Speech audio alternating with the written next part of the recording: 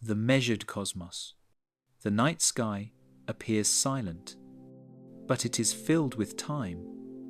Every point of light, every faint shimmer, reaching your eyes, began its journey long before human beings existed. Some of those photons have travelled for billions of years across the expanding fabric of space, crossing regions that no human ship will ever reach. When you look upward, you are not seeing distance, you are seeing the past. Astronomers call this sphere of everything we can observe the observable universe. It is not the whole cosmos, only the part whose light has had time to reach us since the Big Bang, 13.8 billion years ago. But because space itself has stretched while that light was on its way, the true diameter of the observable universe is about 93 billion light-years. The edge of what we can see lies roughly 46.5 billion light-years in every direction. This number is staggering, but it's not guessed, it's measured. It comes from the combination of deep sky surveys, cosmological models, and a constant first discovered by Edwin Hubble in 1929. Hubble found that distant galaxies are receding from us. Their light stretched to longer, redder wavelengths. The greater the distance, the faster the recession. From this, he derived the rate of expansion, the Hubble constant, which today modern satellites like Planck and Hubble Space Telescope have refined to a value between 67 and 74 kilometers per second per megaparsec. This means that for every 3.26 million light-years of distance, galaxies are receding 67 to 74 kilometers per second faster. When Hubble made his discovery, the universe was thought to be static and eternal. His measurements shattered that illusion. The cosmos was expanding, implying that in the distant past it was smaller, hotter, and denser. A realization that became the foundation of the Big Bang Theory. The expansion is not an explosion into empty space. It is space itself stretching. Galaxies are not moving through space like shrapnel from a blast. They are carried apart by the growth of space-time itself. The light from those galaxies encodes this expansion. Its redshift acts like a clock, allowing astronomers to reconstruct the universe's history. Our view extends outward through this ancient light, layer by layer. The deepest observations by telescopes such as Hubble and James Webb reveal galaxies so remote that their light began its journey when the universe was less than 1 billion years old.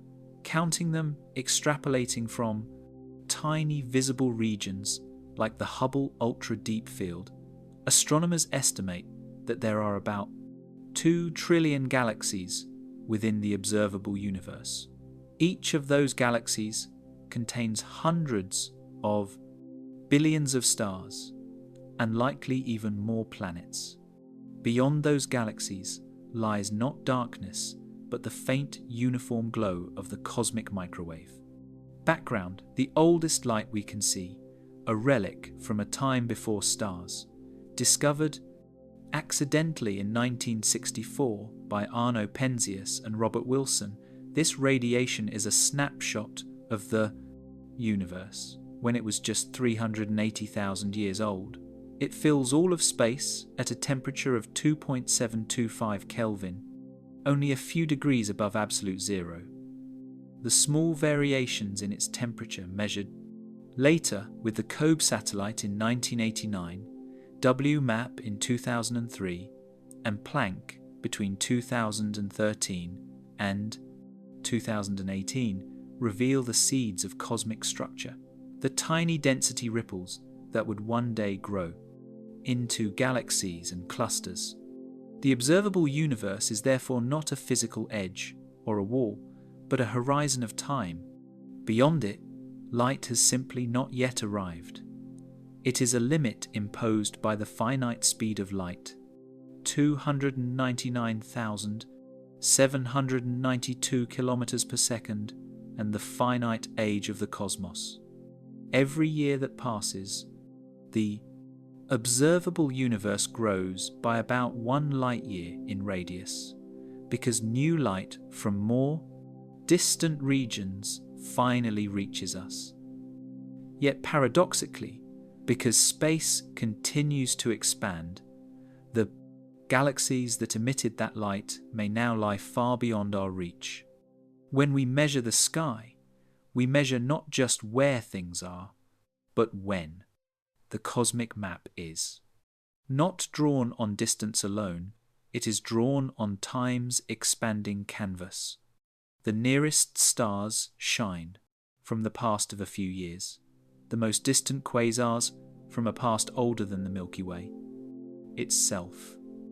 We are surrounded by concentric shells of history, each layer a record of how the universe once was. Everything we know, every atom, every law, every measurement comes from within this cosmic bubble. It is our visible domain, but perhaps only a small island in an unbounded ocean. To grasp what might lie beyond, we first must understand the boundaries that define what we can see. Horizons in an expanding universe. The universe does not end where our vision fades. What we call the edge is not a physical boundary, but a limit to what light has had time to tell us. Like the surface of the sea glimpsed from a ship, it marks the boundary of observation, not of existence. To understand that boundary, we must first understand cosmic horizons. There is more than one. The particle horizon marks the greatest distance from which light could have travelled to us. Since the beginning of time, our true observational limit. The event horizon, on the other hand, defines how far into the future we can ever hope to see or influence. Beyond it, light emitted today will never reach us, no matter how long we wait. These two horizons, the limit of what we can see and the limit of what we can ever see together, shape our cosmic perspective. When you gaze across the night sky, the farthest light you see comes from a time about 13.8 billion years after the beginning. Yet because of cosmic expansion, that light was emitted from regions now 46.5 billion light years away. The light's journey was a conversation between time and the stretching fabric of space, a dialogue recorded in its redshift. At that farthest visible boundary, we encounter the cosmic microwave background, or CMB. It is the afterglow of the recombination epoch, when the universe was dense, hot plasma, and photons could not travel freely. Around 380,000 years after the Big Bang, the temperature fell below 3,000 Kelvin. Electrons and protons combined into neutral hydrogen, and light was suddenly free to move. That light, now stretched by expansion into microwaves, still fills the cosmos today, faint but omnipresent. In 1964, when Arno Penzias and Robert Wilson first detected the CMB as an unexplained hiss, in their radio antenna, they had stumbled upon the edge of our visible universe. The discovery confirmed the Big Bang model and earned them the 1978 Nobel Prize in Physics. Later, missions COB in 1989, WMAP in 2003, and Planck between 2013 and 2018 mapped the CMB with ever finer precision. Planck's data showed that temperature variations across the sky were only about 1 part in 100,000, revealing how extraordinarily uniform the early universe was. Those tiny irregularities are the fingerprints of quantum fluctuations magnified during cosmic inflation, the brief, violent expansion that occurred around 10 to the power of negative 36 seconds after the Big Bang. In less than a trillionth of a second, the universe grew exponentially, smoothing its curvature and scattering those fluctuations across vast scales. Without them, there would be no galaxies, no stars, and no us. The Planck satellite also gave us something else, the most precise measurement of the universe's geometry. Its data show that the cosmos is spatially flat to within 0.1%. In cosmological terms, flat means that parallel lines remain parallel forever, that the universe's large-scale curvature is zero or nearly so. A perfectly flat universe could extend forever with no edges, no boundaries, and no center. But to an observer, even an infinite universe looks finite. Because light travels at a finite speed, we can only see as far as the universe's age allows. That limit is our particle horizon, roughly 46.5 billion light-years away. Beyond it, the universe continues, but its light has not yet arrived. There is another, more sobering horizon, the cosmic event horizon, a concept born from general relativity. In an accelerating universe driven by dark energy, space expands faster than light, can traverse it. This means there are galaxies whose light emitted today will never reach us. They exist forever beyond our communication, receding into eternal night. The current radius of that event horizon is about 16.5 billion light-years. To visualize this, imagine two distant galaxies at opposite ends of an expanding balloon. The surface of the balloon is space itself. As it inflates, the galaxies move apart, not by motion, through space, but by space stretching between them. At some distance, the rate of expansion outpaces the speed of light. Signals from one side can never reach the other, even though no law of physics is broken, because relativity forbids only motion through space faster than light, not the expansion of space itself. This is why the observable universe has a horizon, and why that horizon shifts with time. Every second, more distant light crosses the threshold and becomes visible to us, while at the same time, more distant regions cross another boundary to the event horizon and slip beyond reach. Forever, the visible cosmos grows, yet our ultimate reach contracts. From a practical standpoint, these horizons define the limits of cosmology. We cannot observe what lies beyond the CMB using light, because before recombination, the universe was opaque. It was filled with plasma, an ocean of free electrons scattering every photon. The CMB is therefore not just a limit of distance, but a limit of time.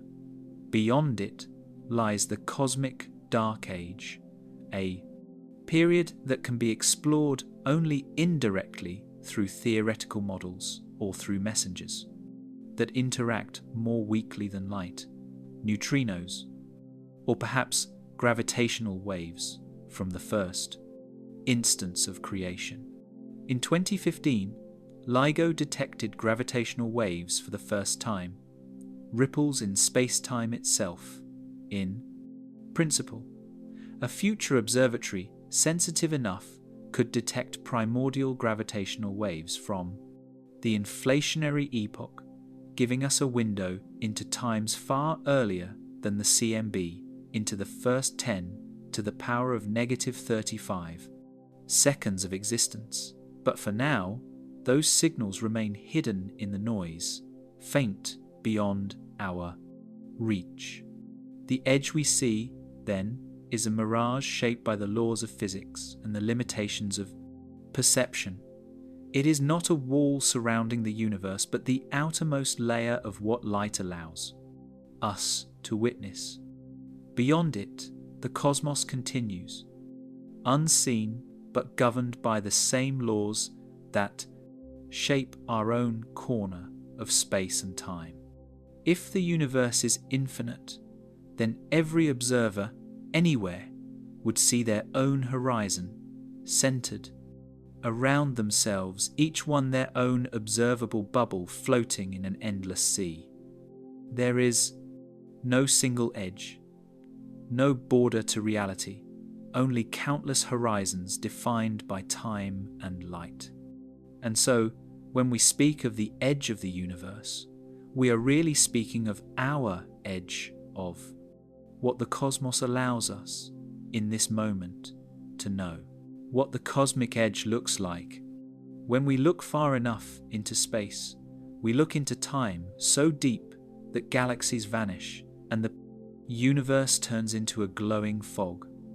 The light from that fog is the cosmic microwave background, the afterglow of creation itself. It is the oldest light we can ever hope to see the outer wall of. Our visible domain, this ancient radiation, does not shine like the stars. It is everywhere, equally bright in all directions, bathing the universe in a faint glow of microwaves at a temperature of 2.725 Kelvin. To human eyes it is invisible, but to radio receivers and satellites it is a perfect blackbody. Spectrum, the cooling ember of a once blinding fire. That fire was the early universe, a dense, hot plasma where energy and matter were inseparable. Roughly 380,000 years after the Big Bang, the expanding cosmos cooled enough for protons and electrons to combine into neutral hydrogen atoms. For the first time, light could move freely. The photons released in that moment have been travelling ever since, their wavelengths stretched 1,000-fold by the expansion of space.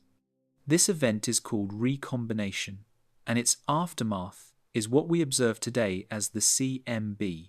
The snapshot it gives us is extraordinarily uniform. Across the sky, its temperature varies by no more than 1 part in 100,000. Those slight variations first mapped by Kobe in 1989, then with greater precision by WMAP in 2003 and Planck in 2013, 2018 are the fingerprints of quantum. Fluctuations amplified during cosmic inflation. In those tiny ripples of density, we see the seeds of everything, every galaxy, every cluster, every star that would later shine. The CMB is, in a sense, a photograph of the universe as a newborn. When you look at its mottled pattern, you are looking at the earliest map of structure ever drawn.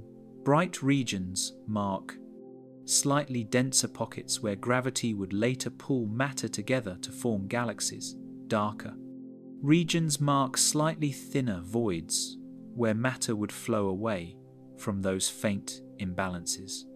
All the complexity of the universe unfolded. If you could travel to the edge of the observable universe, to the place where this light was first released, you would not find a wall or a shell. You would find yourself surrounded by matter that has aged 13.8 billion years since that moment. The CMB is not an outer layer you could touch. It is the limit of what we can see from where we stand now. Every observer anywhere in the cosmos would see it surrounding them in all directions exactly as we do. The universe has no center. Every point is the center of its own visible sphere. What does the edge look like in human terms? It looks like an ocean of microwaves, each photon whispering a story from an age before stars existed. In 1992, Cobb's Fires instrument confirmed that this light had an almost perfect black-body curve, evidence that the early universe was once in thermal equilibrium at about 3000 Kelvin.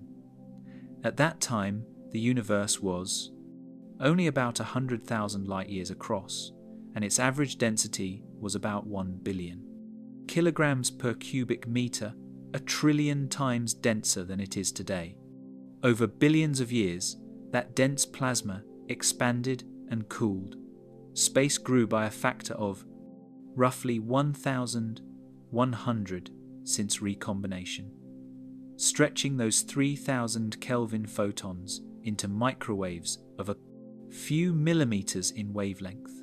The cosmic expansion is written into every one of those photons, each one a stretched thread connecting the present to the dawn of time. The CMB also holds subtle clues about the geometry of space itself.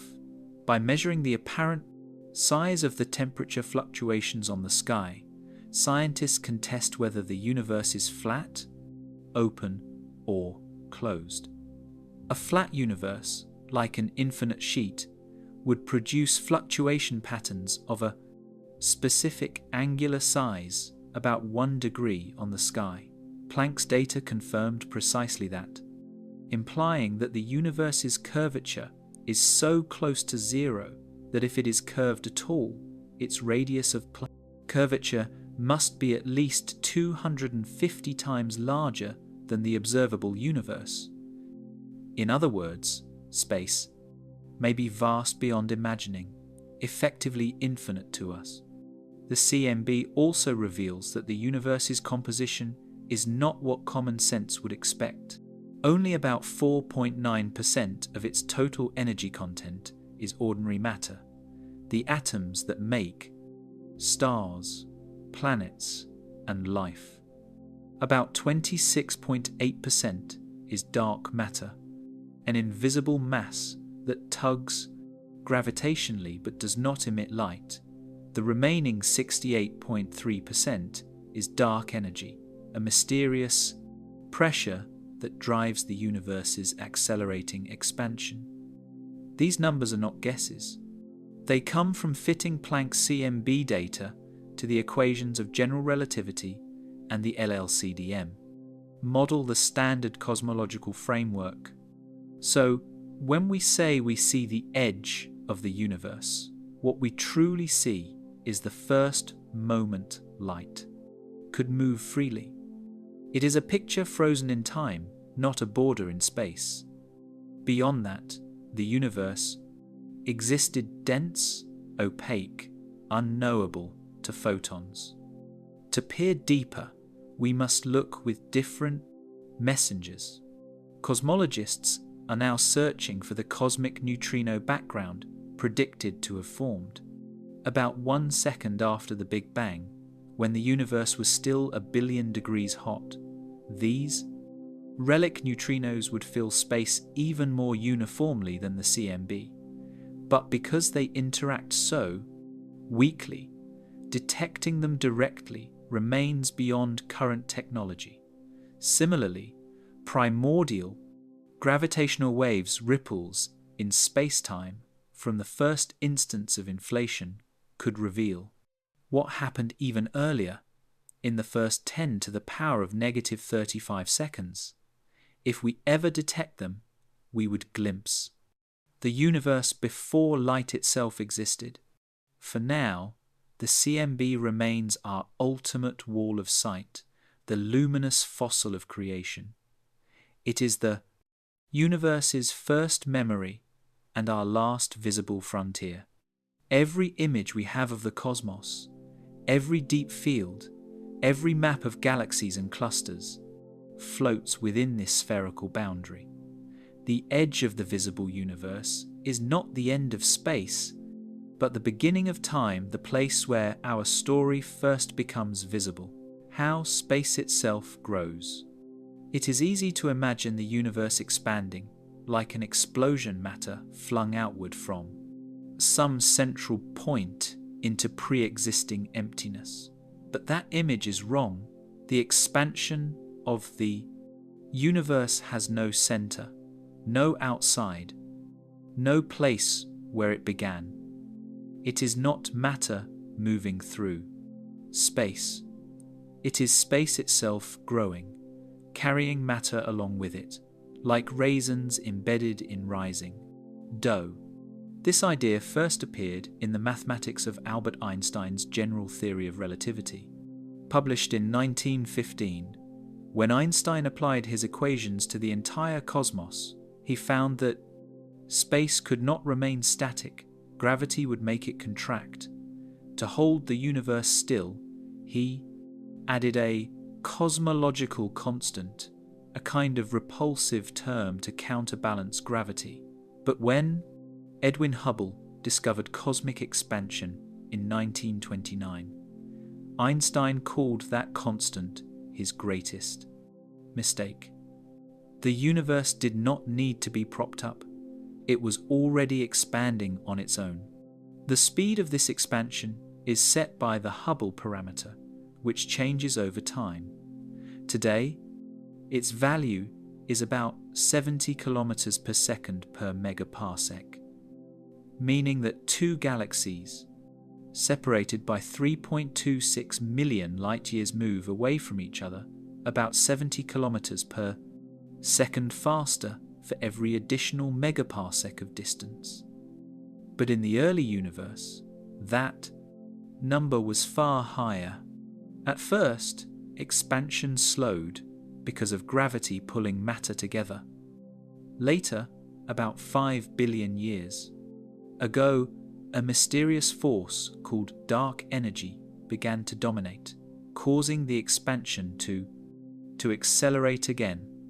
This discovery, made in 1998 through observations of distant Type Ia supernovae by two independent teams, the Supernova Cosmology Project and the High-Z Supernova Search Team, won the 2011 Nobel Prize in Physics for Perlmutter, Schmidt, and Rees.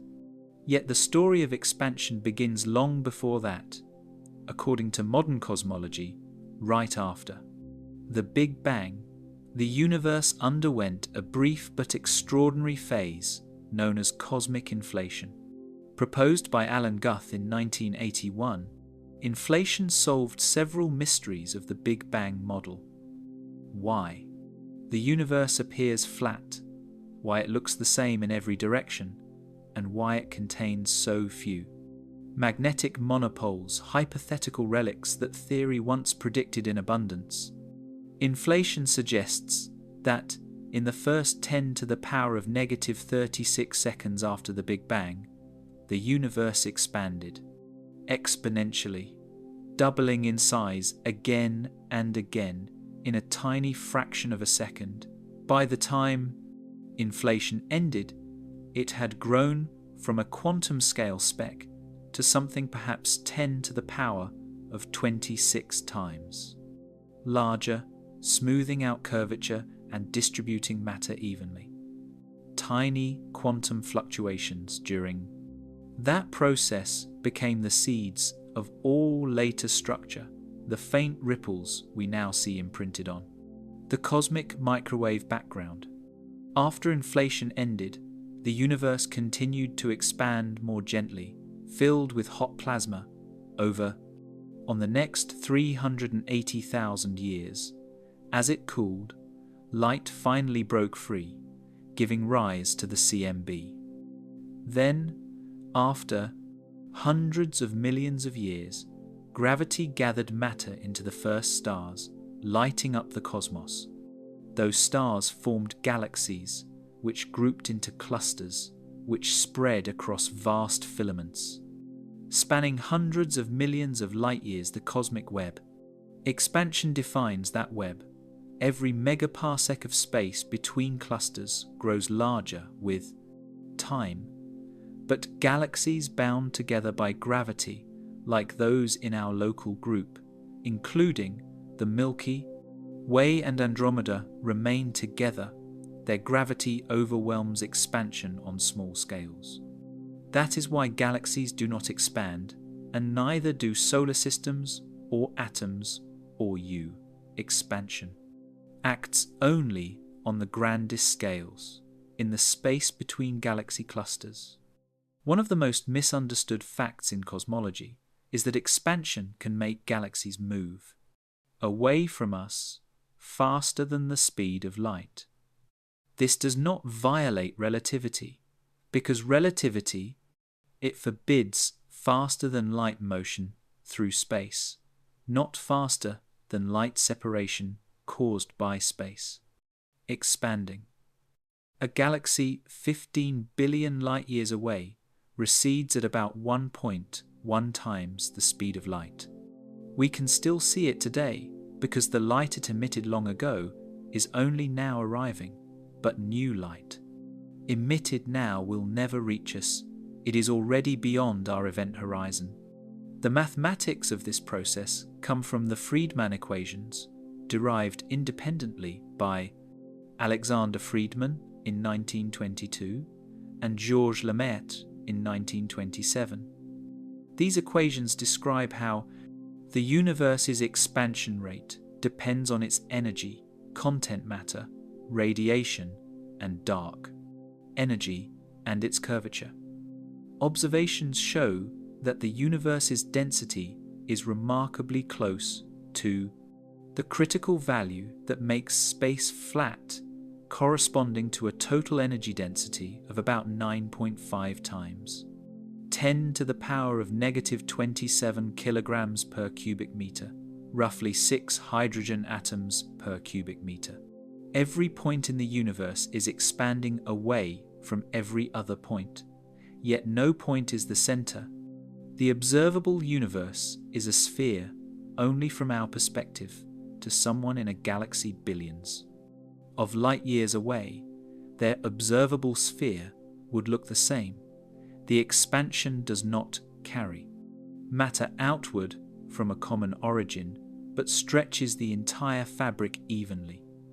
If the universe is infinite, it has always been infinite.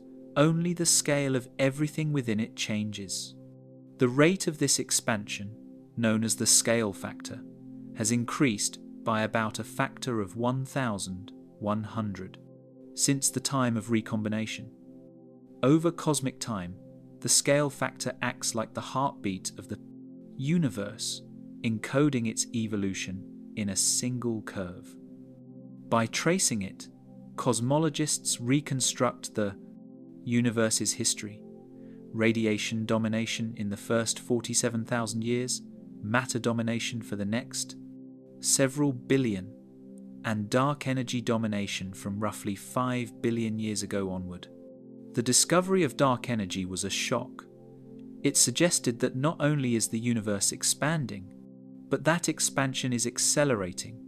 If this continues indefinitely, galaxies will drift apart until, in the far future, every distant light fades beyond the event horizon. Billions of years from now, observers in the Milky Way, if any remain, will see only their own galaxy. The rest of the cosmos will have slipped forever beyond reach, leaving them alone in darkness, unaware of the vast universe that once surrounded them. Yet this acceleration may not be forever. Some theories suggest dark energy could change or fade. Others propose that expansion might reverse in a distant future big crunch.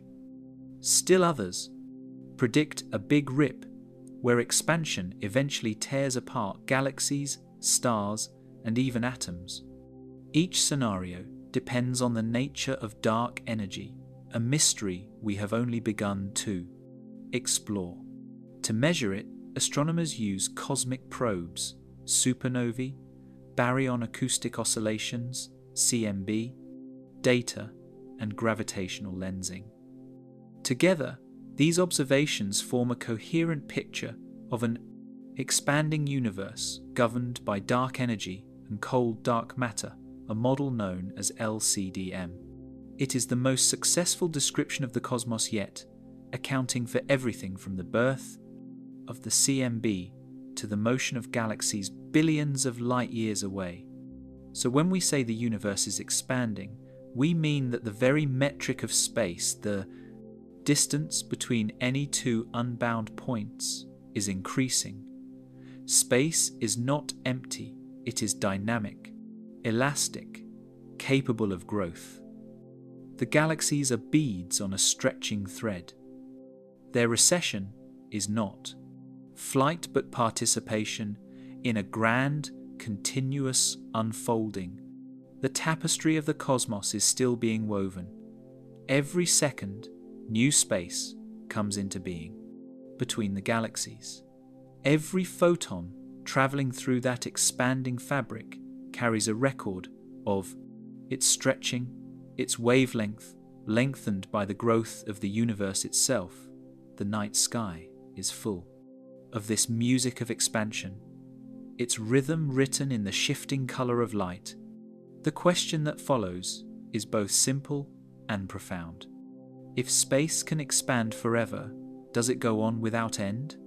And if it does, how can it still have an edge we can see? Infinite space and its possible shapes. When you gaze into the night sky, it is natural to wonder, if the universe expands, what does it expand into? The answer is subtle and astonishing. Space does not expand into anything. It expands within itself. There is no outside, no border, no emptiness waiting to be filled. The universe contains all space, and space contains everything we know. From the measurements of the cosmic microwave background, we know that the universe is remarkably flat. In cosmology, flatness does not mean two-dimensional. It means that on the largest scales, parallel lines never meet, and the rules of Euclidean geometry hold true. The Planck mission in 2018 measured the spatial curvature of the universe, denoted omega, and found it to be 0.00007 plus or minus 0.0019, effectively zero. That result implies that the universe is either infinitely large or so vast that any curvature is too gentle to detect within our 3 billion light-year observational bubble. To picture this, imagine standing on the surface of Earth. The ground looks flat, though we know it curves gently beneath our feet. If you could walk far enough, you would eventually return to where you started. The same could be true of the universe. It might curve back on itself, like the three-dimensional analogue of a sphere. But if that curvature spans hundreds of trillions of light years, we would never know. To us, it would seem perfectly flat. Cosmologists have proposed several possible global topologies for space. One is a closed universe, shaped like a four-dimensional sphere, finite, but without boundaries, like the surface of a globe. Another is an open universe, with negative curvature, shaped like a saddle that extends forever in all directions. The third are best fit from current data is the flat universe, infinite and unbounded. But even a flat universe could still be finite in a topological sense. Space might wrap around itself, forming a shape called a three-torus. Imagine a cube whose opposite faces are connected so that travelling out one side brings you back through the other.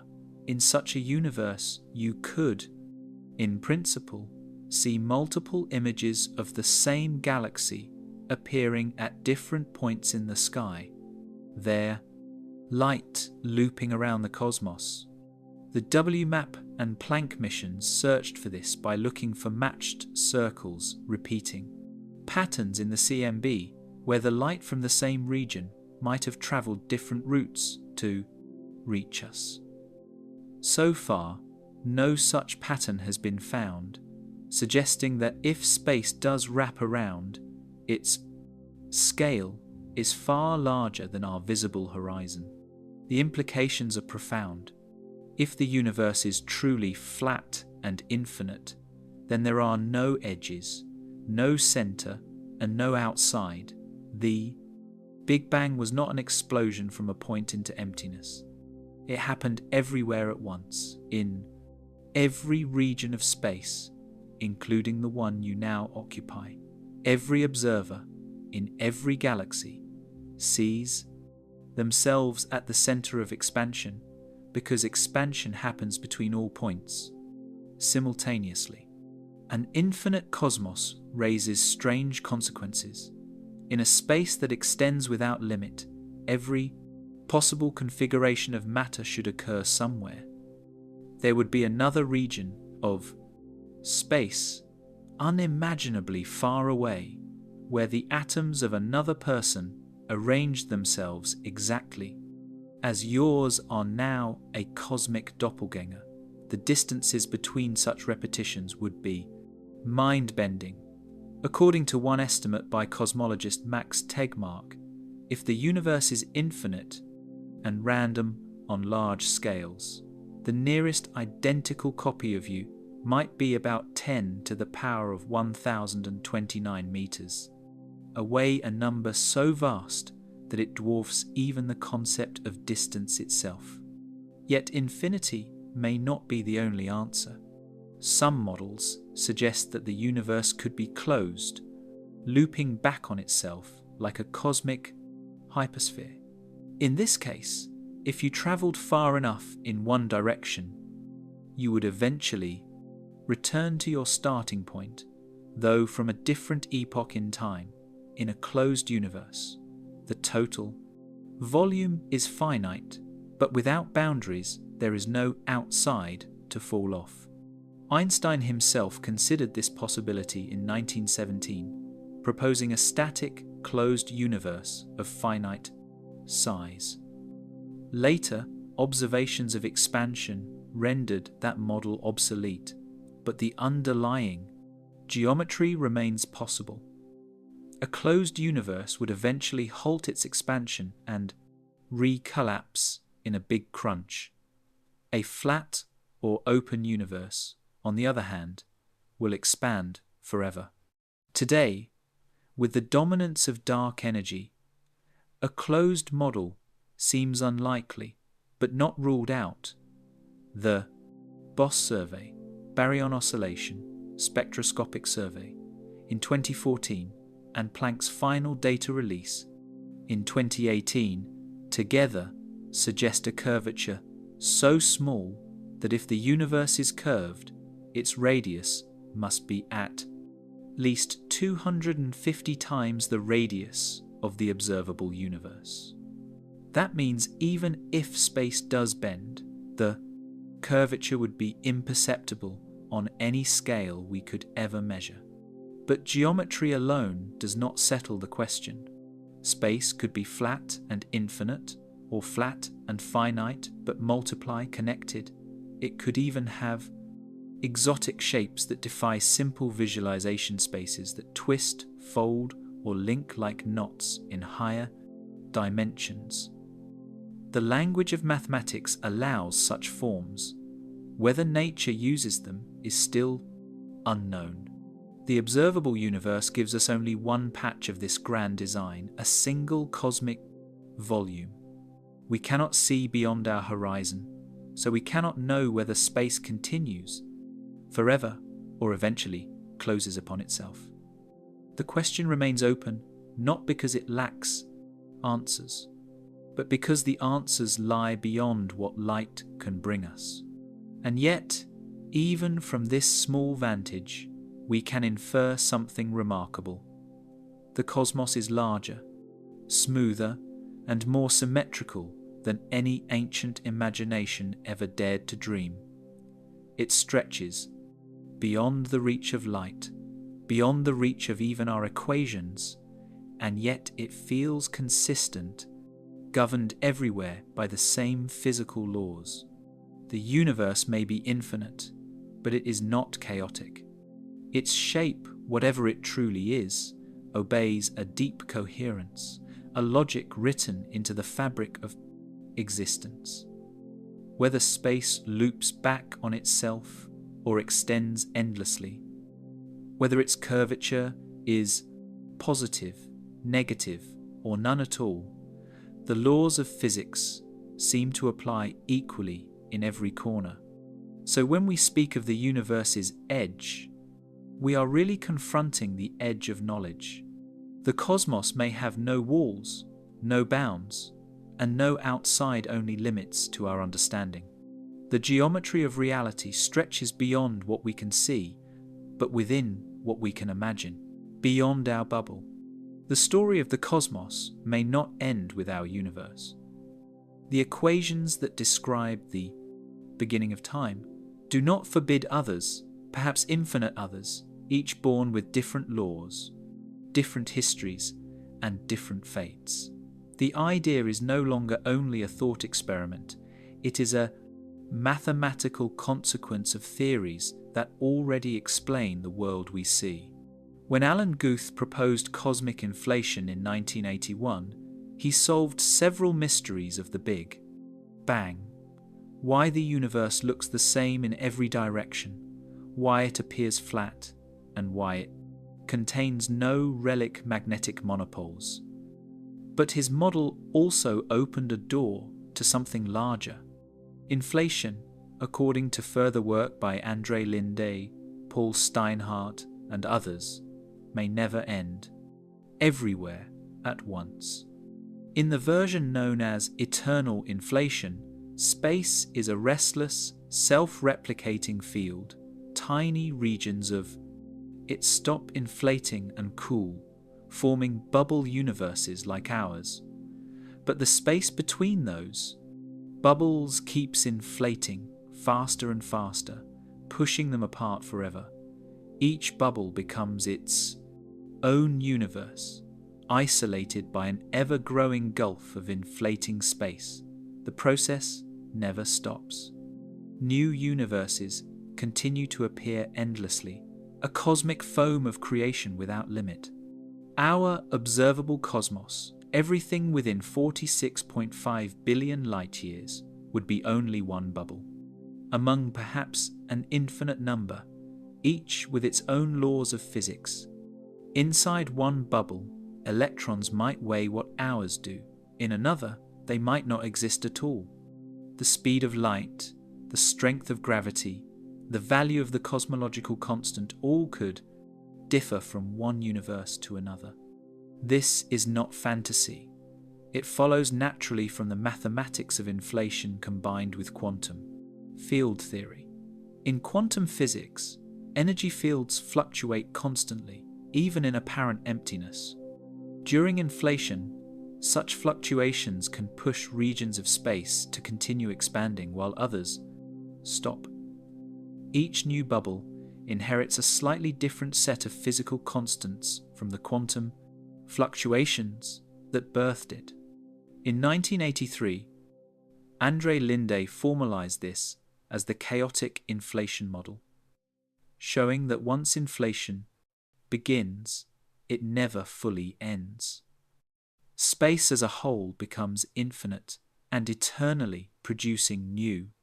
Universe is a self-sustaining cosmic fractal. In this vision, our universe is not the product of a single beginning, but one blossom in an endless cosmic garden. Some cosmologists find this idea elegant. Others find it troubling, even unscientific. A universe we cannot observe, they argue, is not a subject of physics, but the multiverse emerges not from speculation but from equations that already explain what we can see. If inflation happened once, why should it not happen elsewhere? String theory, too, adds its own vastness to the picture. In the 1990 seconds, physicists discovered that string theory, an attempt to unify all forces and particles into a single framework, allows an enormous number of possible solutions. The number is sometimes estimated at 10 to the power of 500, representing different ways the extra dimensions of space could curl and compactify. Each configuration would produce different physical constants, different particles, and perhaps entirely different kinds of physics. This vast collection is called the string landscape. In this view, eternal inflation populates the string landscape. Each bubble universe corresponds to a different vacuum state, a different point in that multidimensional space of possibilities. Some might be short-lived, collapsing in a flash. Others might expand forever, producing stars, galaxies, and life.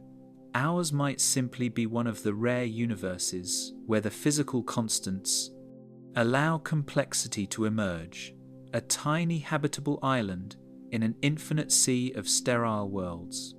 Even if we can never visit those other universes, there might be indirect clues, the boundaries between bubbles, if they ever collide, could leave scars in the cosmic microwave.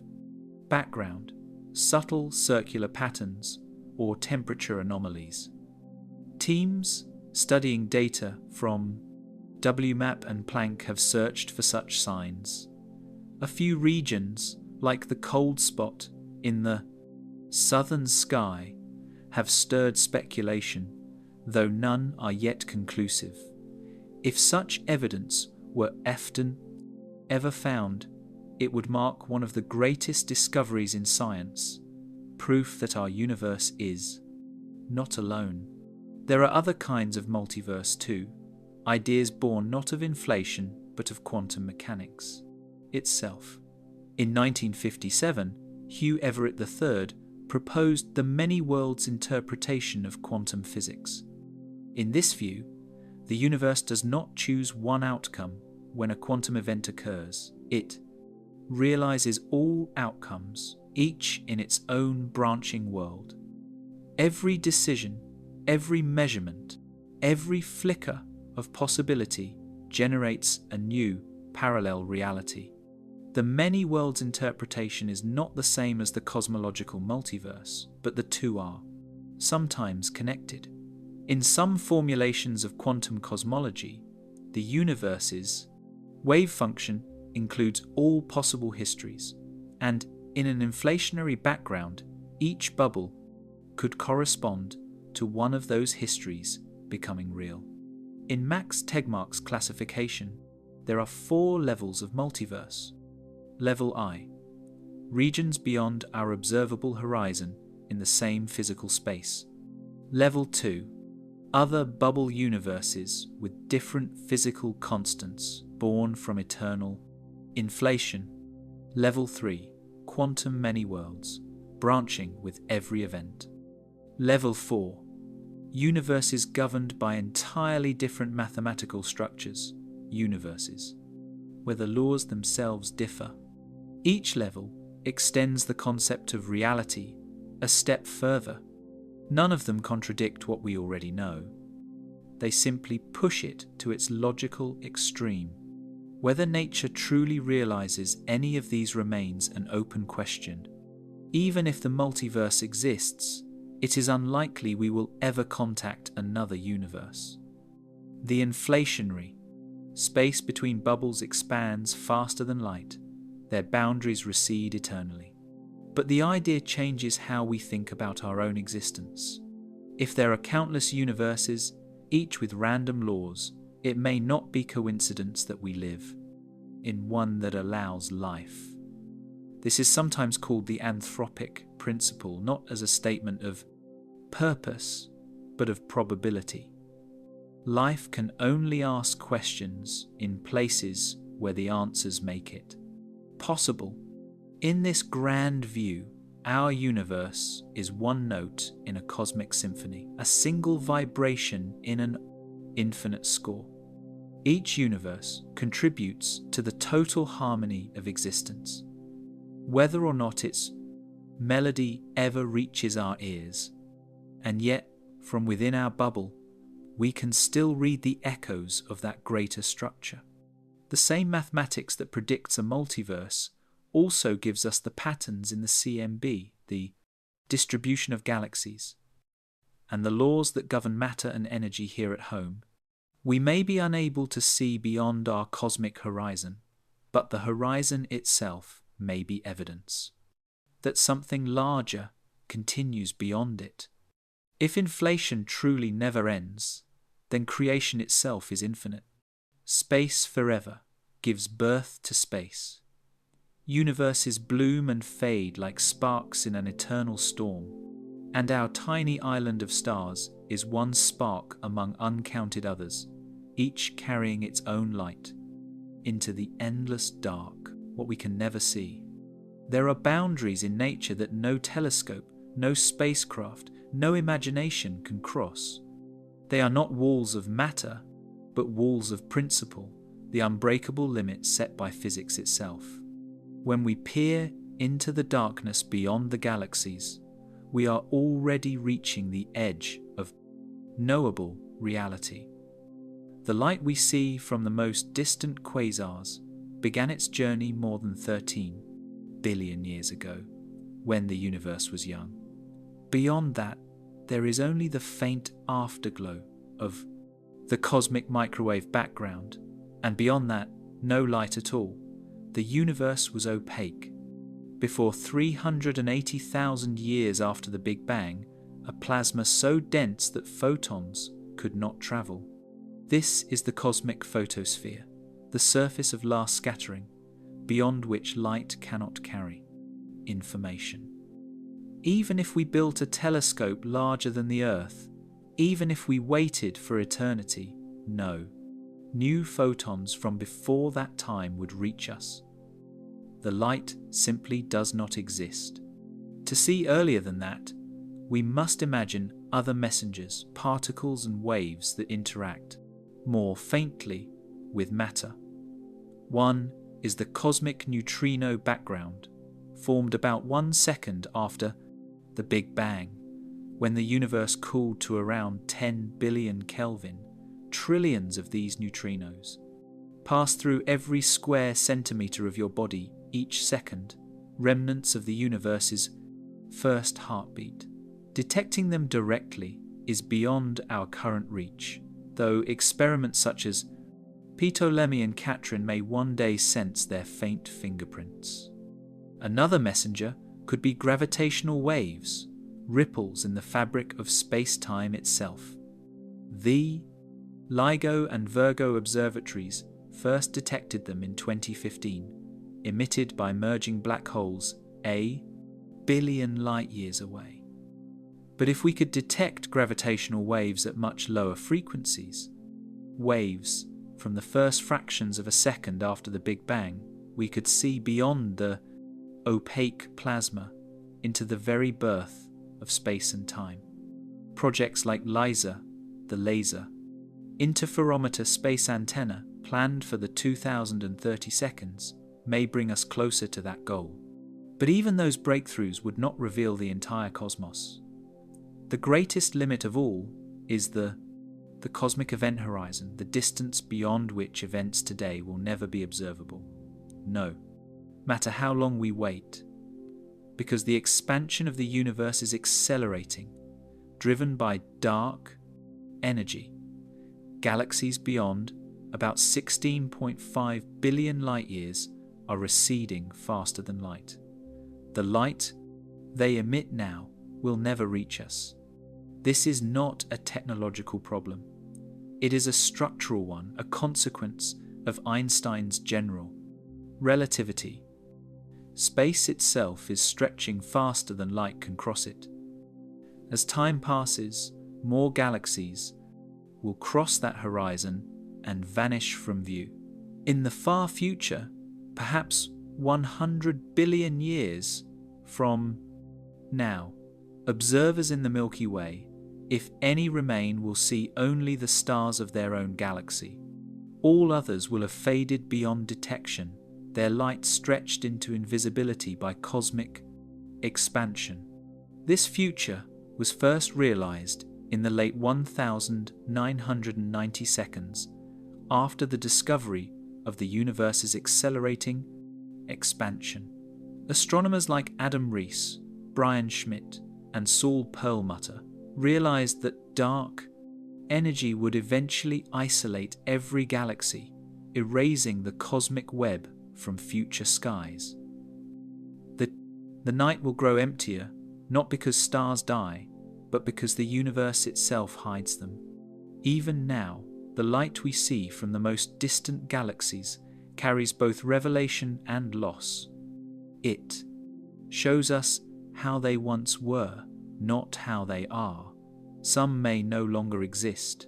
The light that reaches us tonight left when Earth itself was forming more than 4.5 billion years ago. Every telescope is a time machine, but only one that looks backward.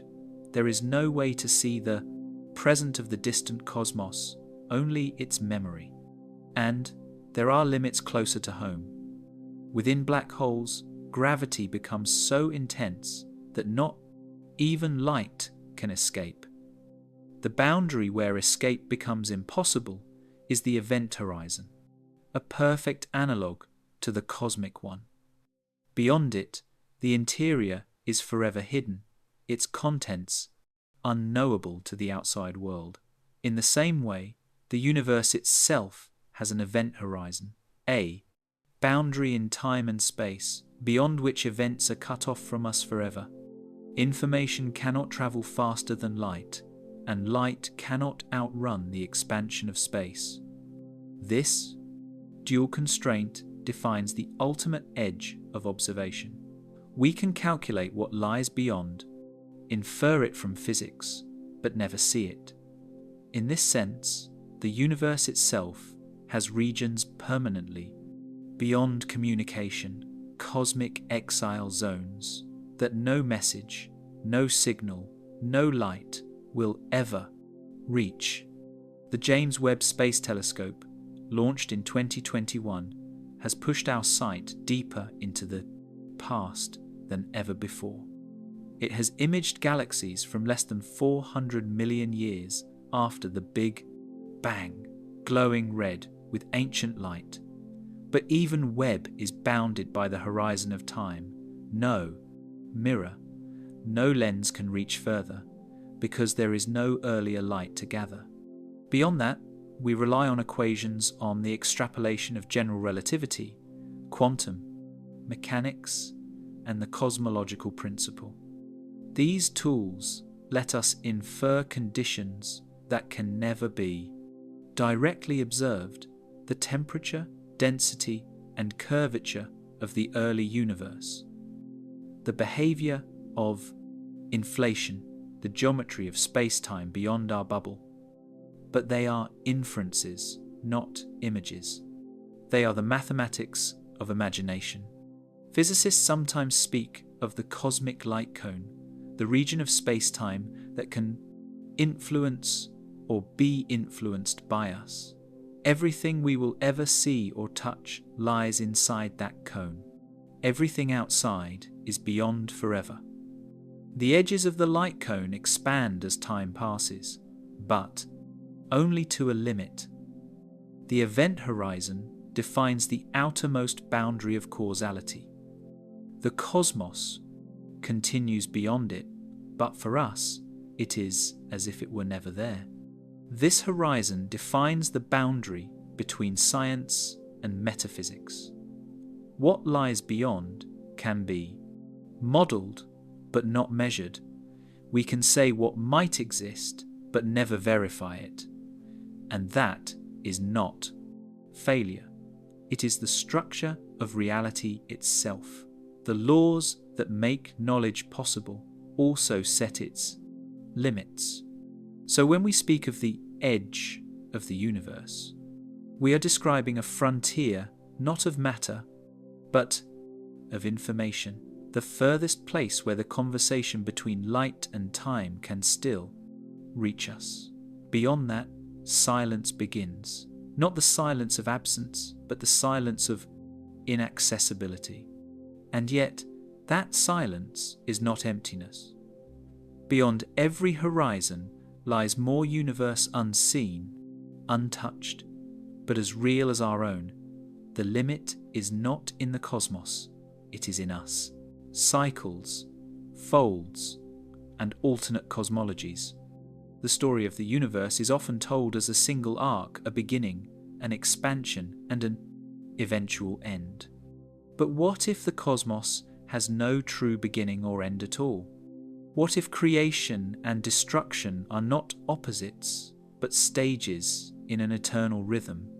The standard cosmological model, known as LCDM, describes an expanding universe that began 13.8 billion years ago and will continue expanding indefinitely, driven by dark energy. But LCDM is not the only possible story written in the equations of general relativity. Over the past century, physicists have imagined many others, each one a variation on the same theme.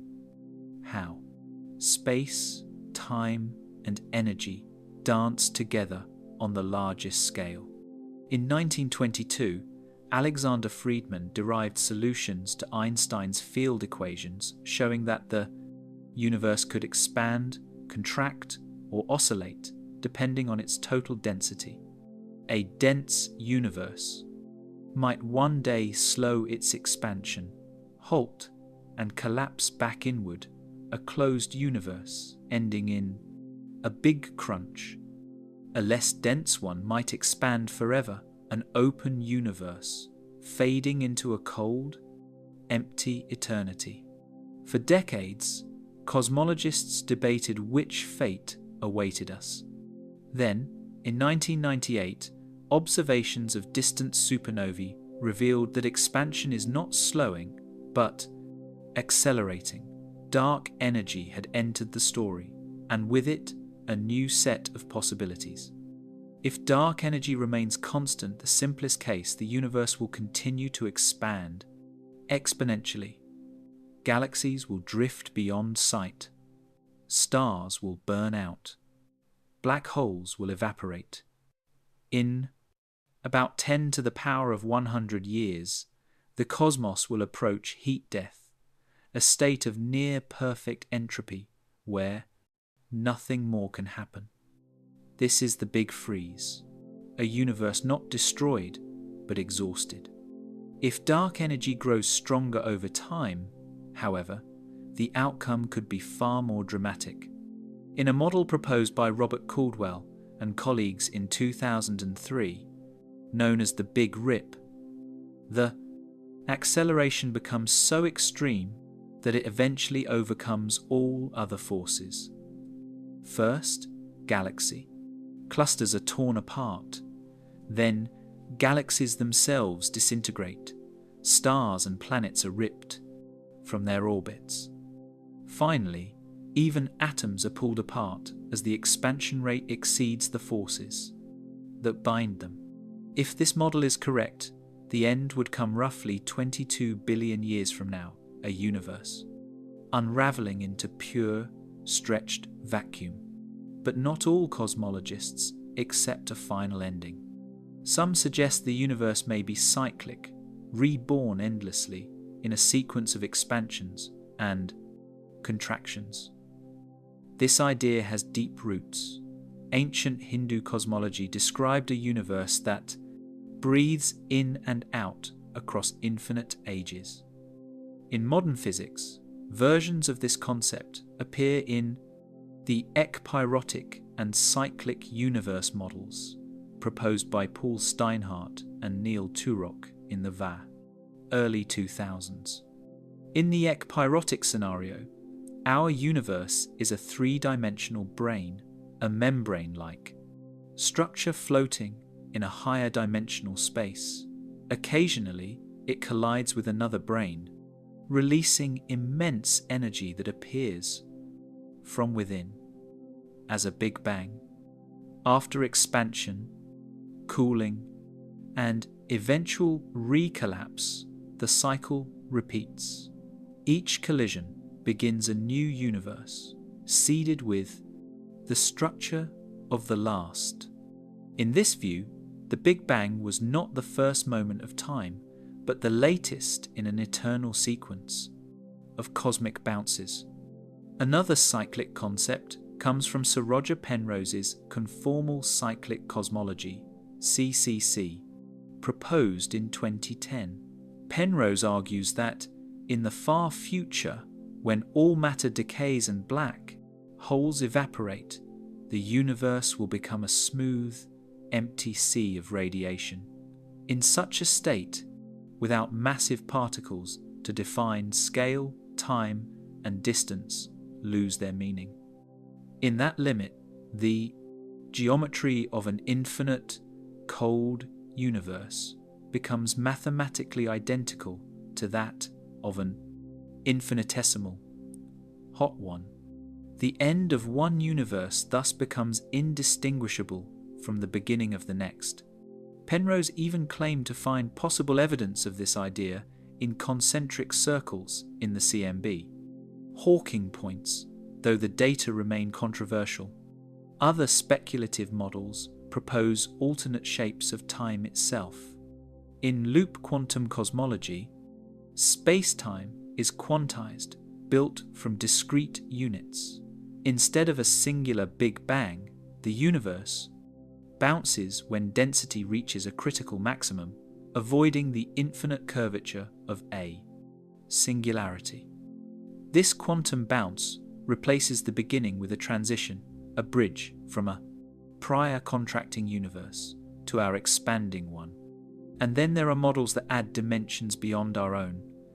In brain-world cosmologies, inspired by string theory, our entire universe might be a three-dimensional surface embedded in a higher dimensional bulk.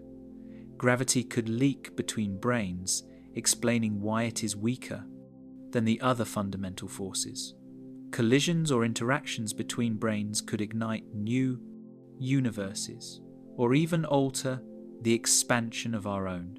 Some theories imagine universes budding off from black holes themselves, each singularity, the seed of a new cosmos, born on the other side of an event horizon. In this picture, every black hole in our universe could contain another universe within it, smaller from our perspective, but vast to the inhabitants inside. And our own Big Bang might have been the interior of a black hole that formed in a previous universe. Though these ideas stretch imagination, they all emerge from the same drive: to reconcile what we know with what might lie beyond the limits of observation. Each model respects Einstein's equations, but explores different ways those equations might unfold under extreme conditions. We have not yet measured which, if any, of these visions is true. Current data favor an accelerating, flat universe consistent with LCDM1 that expands forever, growing colder and emptier. But the door remains open. The universe's future depends on the nature of dark energy, and we still do not know what dark energy is. It could decay, reverse sign, or fluctuate. The cosmos may have surprises still to come. The one constant in all these models is that the universe evolves. Whether in one great expansion or an infinite series of rebirths, time itself is dynamic A, dimension that grows, curves, and perhaps folds back on itself. The cosmos is not a static object, but a process, and that process may have no true beginning or end. To study these possibilities is to confront the limits not only of measurement, but of imagination. The mathematics of general relativity and quantum theory allow for realities far stranger than intuition can follow. But even in their diversity, these models share one truth. The universe is not fragile. It endures, transforms, and renews in forms we are only beginning to guess. Perhaps the ultimate shape of time is not a line, but a circle or a spiral, forever turning upon itself. In that endless motion, beginnings and endings lose their meaning. There is only the rhythm of creation, the pulse of being that has no edge, no origin, and no final. Silence. Structure on the grandest scale. When you step back far enough beyond the stars, beyond the galaxies, beyond even clusters of galaxies, the universe begins to reveal a deeper pattern. It is not a random scattering of matter, but an intricate structure, a vast, three-dimensional web of filaments and voids spanning billions of light years. This is the cosmic web, the largest structure ever observed. It is the architecture of the universe itself, drawn by gravity over 13.8 billion years from the faintest ripples in the early cosmos. If you could see it all at once, if your eyes could trace the positions of 2 trillion galaxies across 93 billion light years, it would resemble a neural network or the veins of a living organism. The galaxies are not spread evenly through space. They flow along filaments, clustering at their intersections in immense superclusters. Between them lie enormous voids, some hundreds of millions of light years across, nearly empty of matter. The pattern was first hinted at in the 1,970 seconds and 80 seconds, when redshift surveys began mapping galaxies in 3 dimensions. Astronomers like Margaret Geller and John Huchra revealed a universe that looked like soap bubbles frozen in time. The famous CFA 2 Great Wall, discovered in 1989, stretched nearly 500 million light-years across.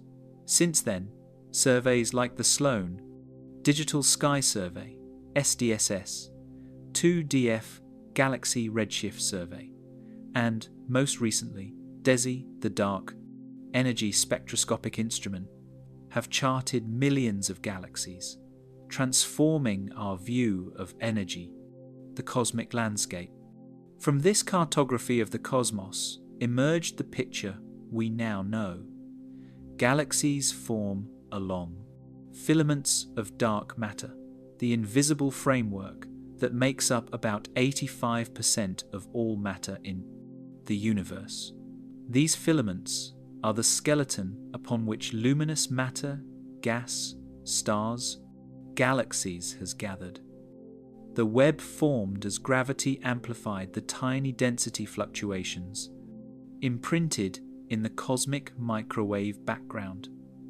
Over billions of years, the slightly denser regions drew in more matter, while emptier regions became the cosmic voids. At the junctions of these filaments, gravity built vast structures known as superclusters. The Virgo supercluster, which includes our Milky Way, is just one branch of an even grander structure, the Laniakea supercluster, identified in 2014 by Brent Tully and colleagues. Laniakea Hawaiian, for immense heaven, spans over 500 million light-years and contains about 100,000 galaxies. But even it is not alone.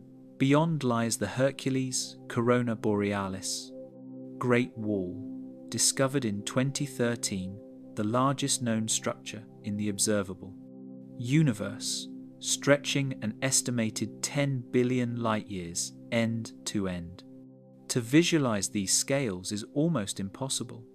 If the Milky Way were reduced to a grain of sand, the Virgo cluster would be a handful of pebbles. The Laniakea supercluster would fill a small mountain range. The cosmic web would sprawl across continents, its filaments connecting mountain to mountain, separated by empty. Valleys representing the cosmic voids, regions where the density of matter is less than 1/10 the cosmic average. And yet, even this immense structure is not static. The filaments are not cosmic highways frozen. In place, they are rivers of time. Dark matter continues to flow along them, feeding the clusters. At their intersections, simulations like the Millennium Simulation 2005 and the illustrious TNG project have shown this process in detail, evolving billions of particles under gravity to recreate the universe's structure as we observe it. These digital universes reproduce, almost perfectly, the patterns seen by our telescopes, the same filaments, voids, and clusters, each grown from the quantum ripples of the early universe. But dark matter, the main sculptor of this architecture, remains unseen. We infer its presence from gravity's fingerprints, the way galaxies rotate too fast to be held together by visible matter. Alone, the way light bends around massive clusters in patterns that reveal invisible mass, phenomenon known as gravitational lensing. In 2006, the Bullet cluster provided one of the clearest proofs: two colliding clusters whose ordinary matter, seen in X-rays, was offset from the true center of gravity traced by lensing. Something unseen was carrying most of the mass. That unseen matter forms a cosmic scaffold extending across space. On this invisible lattice, gas collects, cools, and condenses into galaxies where stars ignite and planets form. Without dark matter, there would be no structure at all, no galaxies, no stars, no us. The universe would be a thin, featureless fog of hydrogen expanding forever. The largest voids, like the Bootes void, discovered in 1981 by Robert Kirshner and colleagues, span nearly 330 million light-years. These vast hollows are so empty that a single galaxy may drift in the middle, isolated from all others. If you lived in such a galaxy, you would see almost no external galaxies in your sky, only a few faint smudges at the horizon of sight. 2. Those hypothetical observers, the universe would seem utterly lonely, even though they, too, are connected to the same invisible web. The structure of the cosmic web is not random. It encodes the physics of the early universe. The separation between filaments, the size of voids, and the clustering of galaxies all carry the imprint of baryon acoustic oscillations, BAO, sound waves that rippled through the hot plasma of the early cosmos before recombination. Those ripples left a characteristic scale about 500 million light-years that still shapes the distribution of galaxies today. By measuring that scale at different epochs, astronomers can trace how the universe's expansion has changed over time. Each observation adds a new layer to the grand map, and the map keeps growing. The Euclid mission, launched 2023, and Nancy Grace Roman Space Telescope, set for 2027, are designed to chart billions of galaxies, extending our cosmic map to the edge of the visible. In their data, the filaments will stretch across tens of billions of light-years, enormous lattice of creation, drawn by gravity from a whisper of quantum noise. If you could float outside time and watch this structure evolve, you would see filaments tightening, clusters merging, and voids widening. as matter flows along the dark gravitational veins of the cosmos. In the far future, as dark energy continues to drive expansion, this cosmic web will begin to thin. Galaxies will be pulled away from one another faster than they can connect. Eventually, the web itself will dissolve into isolated islands of stars, separated by oceans of nothing. But for now, it is still forming. The web is alive, with motion, galaxies spinning, clusters merging, light bending through invisible valleys of mass.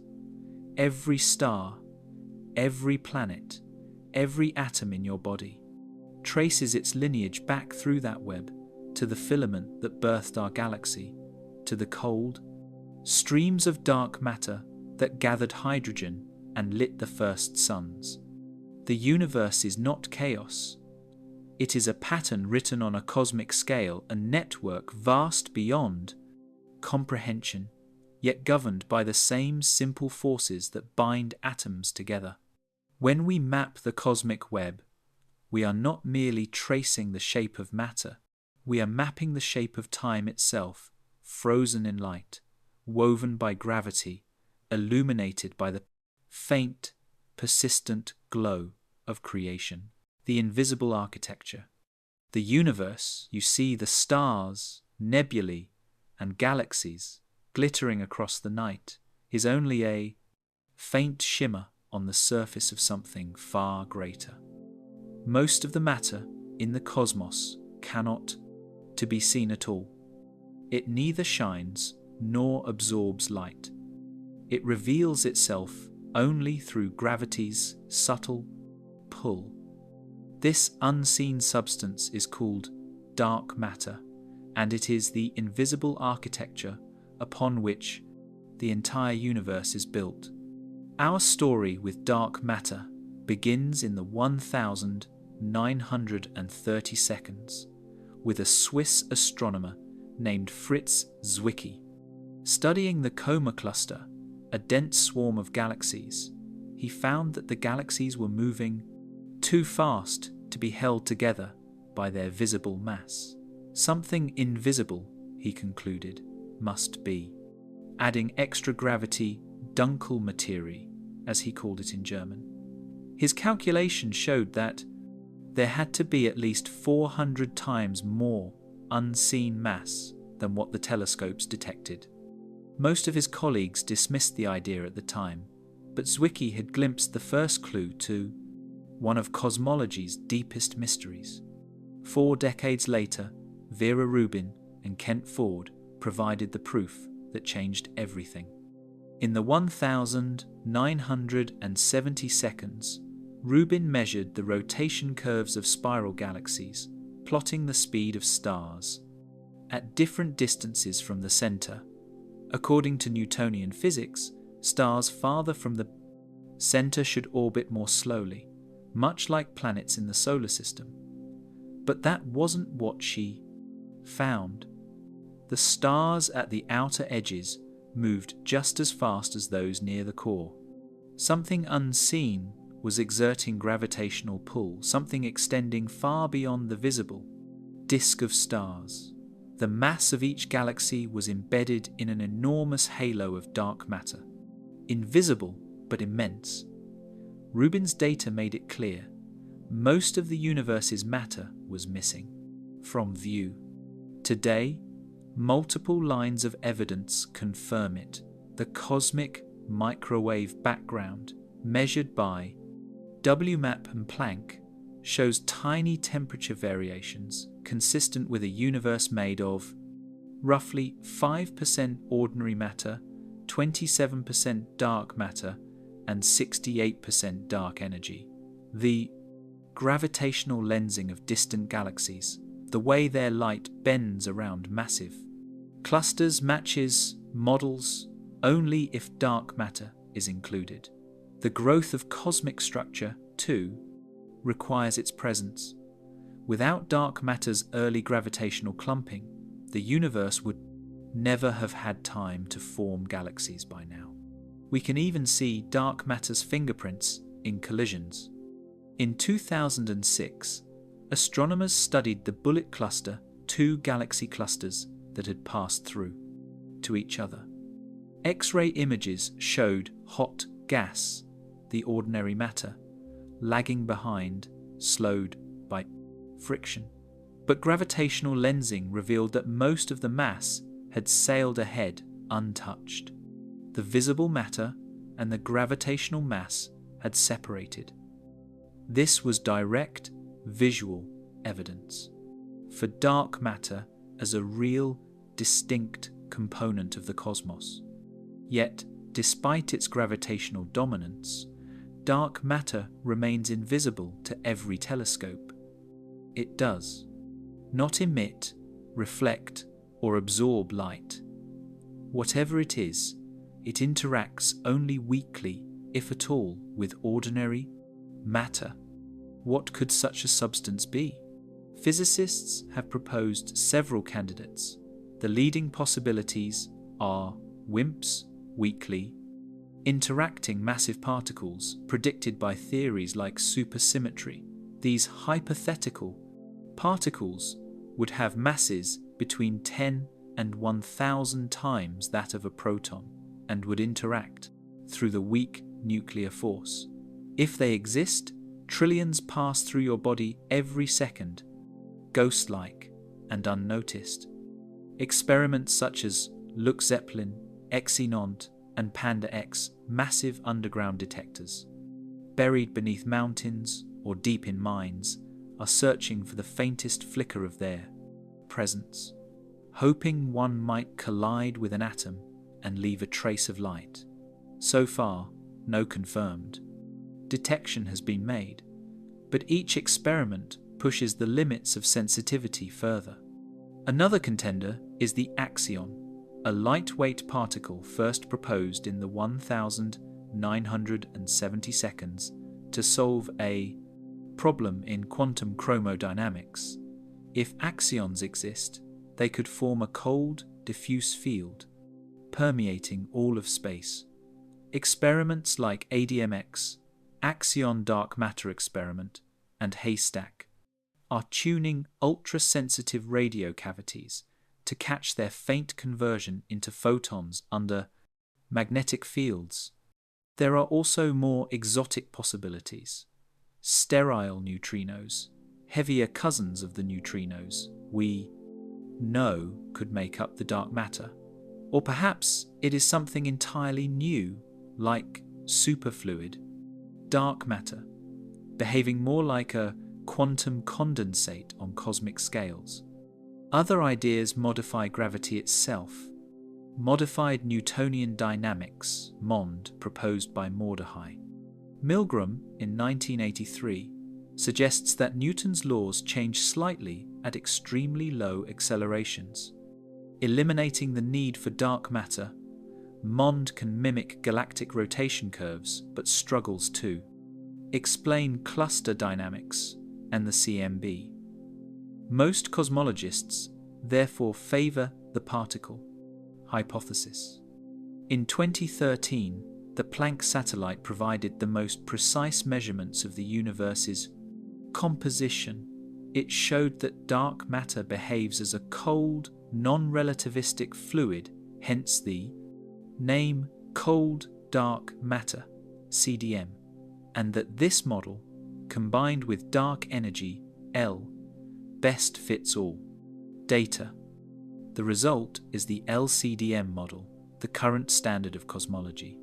Still, mystery persists. If dark matter particles exist, why haven't we seen them? If they don't, what else could explain their gravitational effects? New clues may come from the cosmic web itself.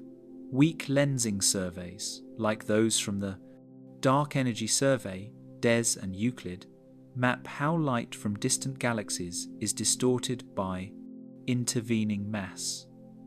These distortions reveal the invisible distribution of dark matter across space and time.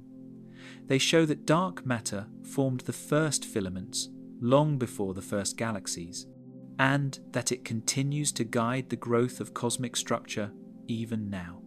The scale of dark matter halos is astonishing.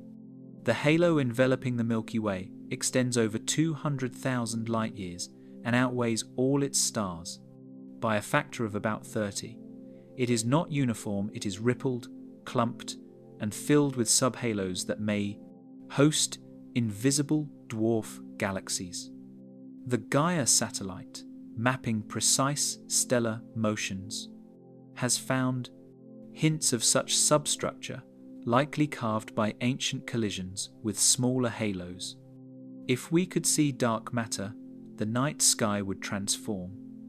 Instead of stars, you would see enormous, faintly glowing spheres, vast halos overlapping like soap bubbles, connected by ghostly filaments stretching into the void.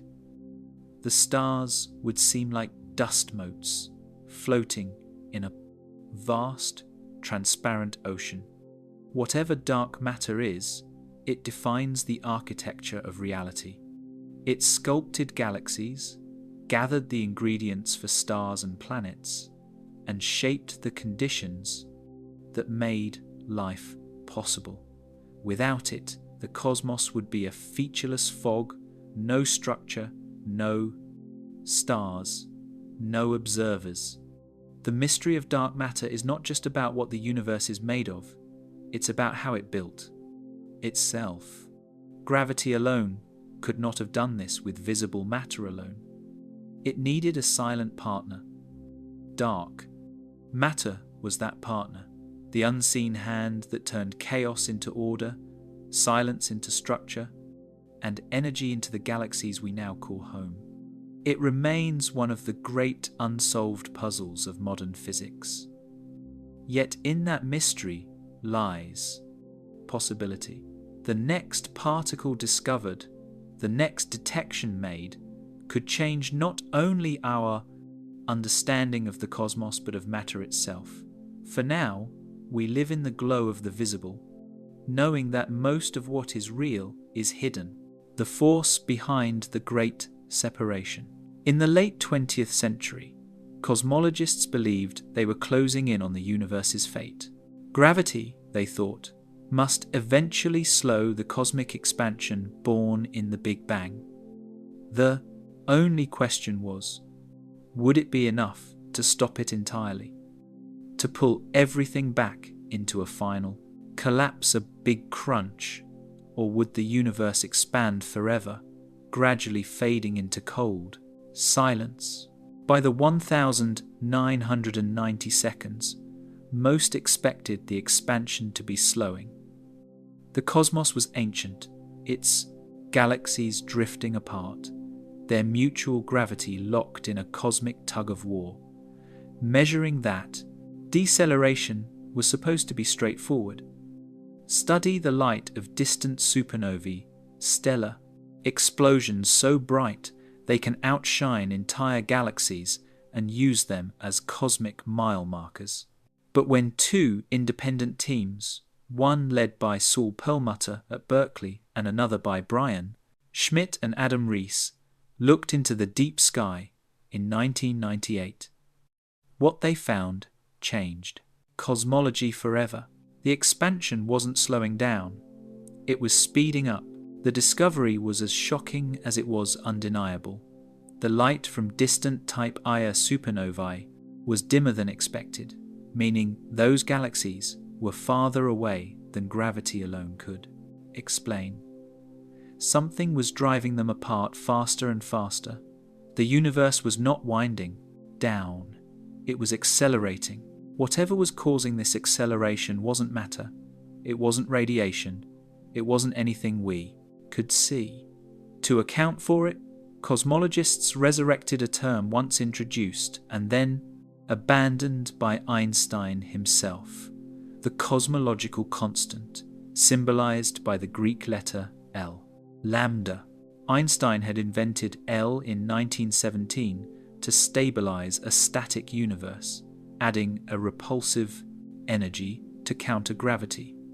When Hubble later discovered cosmic expansion, Einstein called L his greatest blunder. Yet, decades later, it returned as the best explanation for an expanding universe that refuses to slow down. This repulsive component, this invisible energy woven into the fabric of space-time, is what we now call dark energy. Dark energy makes up about 68% of the total energy content of the universe, according to measurements from WMAP 2000 and 2010 and Planck 2013, 2018. Dark matter accounts for about 27%. The rest, everything we can see, touch, and measure directly, constitutes less than 5%. In other words, the entire luminous universe, all the galaxies, stars, planets, and life, is a crisis trace component. A small fraction of a cosmos dominated by the unseen. But what exactly is dark energy? One simple possibility is that it truly is the cosmological constant, a property of space itself. According to quantum field theory, even empty space is not empty. It seethes with virtual particles, fleeting fluctuations that appear and vanish in the quantum vacuum. These fluctuations contribute an intrinsic energy density to space. If this vacuum energy density is constant, it acts as a kind of uniform pressure, pushing the universe apart. However, there's a problem, an enormous one. When physicists calculate the energy of the quantum vacuum from known particle fields, the result is about 10 to the power of 120 times larger than the observed value of dark energy. This is the worst mismatch between theory and observation in all of science, known as the cosmological constant. Problem: it suggests that either our understanding of quantum vacuum energy is fundamentally wrong, or that an unknown mechanism cancels almost all of it out, leaving only a whisper. Because of this, many physicists have explored alternatives. One is quintessence, a slowly changing scalar field permeating all of space. Unlike the cosmological constant, which is fixed, quintessence can vary in time and space, altering the rate of expansion over cosmic history. Proposed by Ratra and Peebles in 1988 and further developed by Caldwell, Dave, and Steinhardt in 1998, quintessence acts like a dynamic form of dark energy whose strength evolves. Some versions predict that the acceleration could eventually slow or even reverse, leading to a new phase of cosmic contraction. Other theories propose more exotic possibilities. Phantom energy, for example, is a hypothetical form of dark energy with an equation of state less than -1.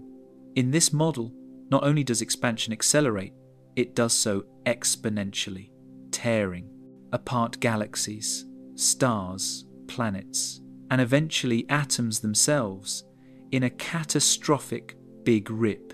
If phantom energy exists, the universe could end in roughly 22 billion years.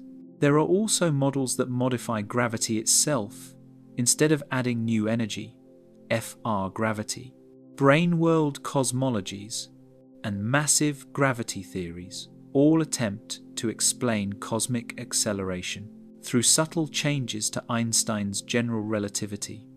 In sum, our universe is a brain floating in higher dimensions, where gravity leaks away, producing the illusion of acceleration. Others posit that gravity behaves differently on cosmic scales than it does locally, gradually weakening over distance. Each model carries its own predictions, but so far, observations best fit a simple cosmological constant L, that is, constant in time, perfectly uniform across space, and unchanging. Still, even that simplicity hides deep tension. The most striking evidence comes not just from supernovae, but from multiple independent observations. The cosmic microwave background reveals that the universe is geometrically flat, yet visible matter and dark matter together fall short of the critical density required for flatness. The missing energy density is exactly what dark energy provides. Baryon acoustic oscillations, BAO measurements, trace the imprint of ancient sound waves in the distribution of galaxies, matching an expansion history consistent with LEL. Large-scale structure surveys show that cosmic growth has slowed slightly, consistent, with an accelerating expansion that counteracts gravity. In 2011, the Nobel Prize in Physics was awarded to Perlmutter, Schmidt, and Rees for their a discovery of the accelerating universe, a discovery that redefined cosmology's foundation. And yet, the mystery deepens with every refinement. Recent observations show a tension between the Hubble constant H0, measured from the early universe via Planck, around 67.4 km SMPC, and the value inferred from local observations via Rees's SH0 project, around 73 km SMPC. If both are correct, it may mean that our understanding of cosmic expansion, and possibly of dark energy itself, is incomplete. Some cosmologists suspect a new form of energy or physics between recombination and the present a dark energy evolution or early dark energy phase that could reconcile the numbers. Dark energy is strange not just because of what it does, but because of when it appeared. For billions of years after the Big Bang, matter dominated. Galaxies formed, clusters coalesced, and gravity ruled. Then, about 5 billion years ago, dark energy began to dominate. The expansion rate, once slowing, started to accelerate. We live at precisely the cosmic moment when matter and dark energy are roughly equal, a fleeting balance in the universe's long history. Why now? Cosmologists call this the coincidence problem. Why should we exist in the tiny epoch when both components are comparable? In most of the universe's past, dark energy was negligible. In its future, matter will be diluted into irrelevance. Yet we find ourselves exactly at the turning point, as if watching the last breath of a slowing heartbeat before the cosmos drifts beyond our grasp. Dark energy doesn't just stretch space, it isolates it. As expansion accelerates, distant galaxies cross the cosmic event horizon, a boundary beyond which light emitted now will never reach us. Every billion years, more galaxies vanish from view, their light redshifted into oblivion. In about 100 billion years, even the nearest clusters, beyond the local group, will be gone from the sky. The universe will appear dark and empty to any distant future observer, its history erased by the very force that defines its destiny. This, perhaps, is dark energy's most haunting consequence. It not only drives the universe, apart, it conceals it from itself. It ensures that, in the far future, no intelligent beings will be able to deduce that an expanding universe ever existed. The cosmic web will fade, leaving only an island of stars adrift in a sea of invisible expansion. And yet, this invisible energy may hold the key to unifying the deepest laws of nature. Some physicists suspect that dark energy could be a clue to quantum gravity, the long-sought bridge between Einstein's relativity and quantum mechanics. If vacuum energy truly drives cosmic acceleration, Then, understanding its origin could reveal how space-time itself emerges. From quantum fields, a question at the heart of modern theoretical physics. Others see dark energy as the signature of the universe's geometry, the curvature of higher dimensions projected into our four-dimensional view. Theories like the holographic principle proposed by Uft and Susskind suggest that all the information in our universe might be encoded on a distant cosmic boundary, an event horizon of sorts. In that framework, dark energy could reflect the information density of that horizon itself. Whatever its nature, dark energy defines the future of everything. If it remains constant, expansion will continue forever, galaxies receding into a cold, black silence, the big freeze. If it strengthens, the universe will end in a big rip. If it weakens, expansion might slow and reverse, leading to a cosmic rebirth. Every atom, every star, every photon is caught in that uncertain tide. We name it dark not because it is evil or cold, but because it is hidden. We cannot see it, touch it, or test it directly. We can only watch what it does to the galaxies, to the light, to the geometry of space-time itself. It is not merely an energy, it is the invisible will of the cosmos, sculpting the ultimate shape of eternity.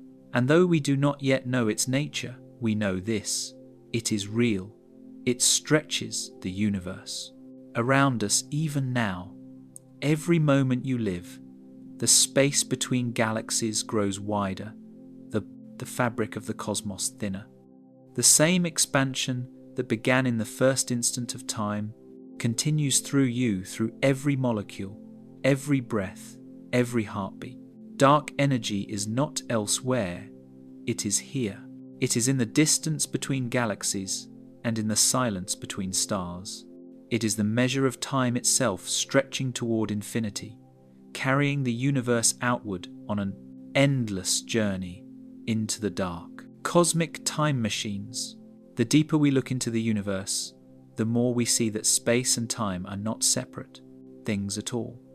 They are woven together into a single entity, space-time. And this fabric, flexible and dynamic, is the stage upon which all of reality unfolds. Einstein's general theory of relativity, published in 1915, was not merely a new law of gravity, it was a new conception of existence. In it, gravity is not a force acting at a distance, as Newton imagined, but the curvature of space-time caused by mass and energy. Matter tells space-time how to curve. Curved space-time tells matter how to move. This simple idea changed everything. It explained why planets follow elliptical orbits, why starlight bends around the sun, why time slows near massive objects. But it also opened doors to some of the most astonishing possibilities in physics: wormholes, black holes, and time dilation pathways and paradoxes, where geometry itself becomes destiny. When Einstein's equations were first solved by Karl Schwarzschild in 1916, they revealed something extraordinary. For a massive object compressed into a small enough volume, space-time curves so extremely that light itself cannot escape. This was the first exact description of what we now call a black hole. Within its event horizon, all paths through space-time, even light lead inward, never outward. To an outside observer, a falling object appears to slow as it approaches the horizon, its light red-shifting into invisibility. To the object itself, nothing special happens. It crosses the horizon and falls inevitably toward the singularity, a point where curvature becomes infinite and the known laws of physics collapse. Yet, In that very collapse lies a window into something deeper. At the singularity, space-time is no longer continuous. Quantum effects dominate. Time and space lose their meaning. To describe this region, we need a quantum theory of gravity, one that unifies the smooth geometry of relativity with the granular probabilities of quantum mechanics. Such a theory does not yet exist, but it is here, inside black holes, that we know it must be born. Black holes are not merely objects, they are laboratories of cosmic geometry. They show us that space-time can be shaped, stretched, and even folded. In 1935, Einstein and Nathan Rosen explored a curious feature of the Schwarzschild solution, a mathematical bridge connecting two separate regions of space-time. They called it an Einstein-Rosen bridge, what we now call a wormhole. In principle, a wormhole could link distant parts of the same universe, or even two different universes, through a hidden tunnel outside normal space. The idea has fascinated physicists and storytellers alike, but Einstein-Rosen bridges, as originally conceived, are not traversable. They pinch off too quickly, closing before light or matter could pass through. For decades, wormholes remained a mathematical curiosity, possible on paper, impossible in practice. That changed in 1988, when Kip Thorne and Michael Morris published a paper describing traversable wormholes solutions to Einstein's equations that could, in theory, remain open if threaded with a form of exotic matter possessing negative energy density. Such matter would violate the ordinary energy conditions of general relativity, but it is not forbidden by quantum physics. The Casimir effect, in which vacuum fluctuations between metal plates produce negative energy, offers a hint that nature allows such states, albeit fleetingly. In these models, a wormhole acts like a shortcut through space-time. You could enter one mouth, travel a short distance locally, and emerge from the other mouth light years away. The geometry is not unlike folding a sheet of paper so that two distant points touch, then punching a hole through. The journey doesn't exceed the speed of light. You simply take a shorter path through curved space. If such structures exist and if they could be stabilized, they would be true cosmic time machines. Move one mouth of the wormhole near a massive object where time runs slower, and then bring it back. The two ends would become desynchronized in time. Step through one mouth, and you could, in principle, emerge in the past. This is not science fiction. It is an implication of relativity itself. But every attempt to use relativity to engineer a time machine runs into paradoxes. Grandfather paradox, closed time-like curves, violations of causality. The universe seems to guard its timeline carefully. Physicist Stephen Hawking proposed the chronology protection, conjecture the idea that quantum effects would destroy any time machine before it could operate, preserving causality at all costs. Still, the mathematics remains open-ended. Einstein's equations do not explicitly forbid wormholes or time loops. They only demand extreme conditions, massive energy densities, negative pressures, quantum fields behaving in ways we do not yet understand. The universe might already contain such phenomena, hidden behind horizons or buried in the geometry of inflation. Even without wormholes, relativity reshapes our understanding of time itself. Time is not universal. It flows differently for everyone, depending on speed and gravity. This is time dilation, confirmed by countless experiments. Clocks aboard satellites in orbit tick slightly faster than those on Earth, because gravity here is stronger. Without correcting for this effect, GPS systems would drift by kilometers each day. Near a black hole, the effect becomes extreme. A minute near the horizon could equal years far away, a scenario captured vividly by nature itself. The supermassive black hole Sagittarius A*, at the center of our galaxy, warps time by measurable amounts, even tens of thousands of kilometers from its surface. At cosmic scales, time dilation plays another role. It shapes what we see when we look outward. The light from distant galaxies, stretched by expansion, carries a record of slower clocks and longer seconds. The universe's history is not uniform. It unfolds at different rates in different regions, stitched together by light across billions of years. Einstein's insight that time and space are elastic remains one of the most profound in science. It means that the structure of the universe is not fixed. It can twist, stretch, ripple, and fold. We have seen it ripple directly in gravitational waves, first detected in 2015 by the LIGO collaboration. Two black holes, merging more than 1 billion light-years away, sent tremors through the fabric of space-time itself.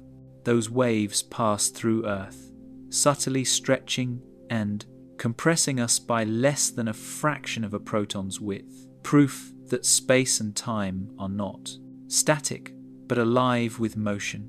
Relativity also permits cosmic strings and domain walls, hypothetical relics from the early universe that could warp space-time around them. If they exist, a cosmic string could act as a gravitational lens with distinctive double images, a reminder that even the emptiest vacuum may be full of geometry waiting to be revealed. But perhaps the most profound implication of relativity is that it erases the distinction between past, present, and future. In Minkowski's four-dimensional space-time, all moments coexist. The universe is a vast, static, manifold, a block universe where time is simply another dimension, like space. We do not move through time.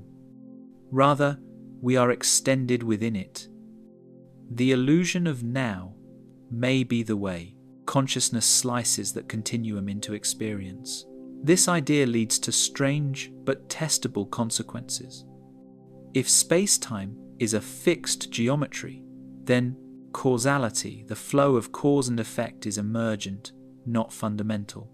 Quantum mechanics may encode all possible histories, while relativity arranges them into a coherent whole. Some physicists, like Julian Barber, suggest that time may not exist as a separate entity at all, only relations between configurations of the universe. At the far edge of theory, relativity meets quantum gravity. In loop quantum gravity, space-time is composed of tiny discrete loops of area and volume woven together into a spin network.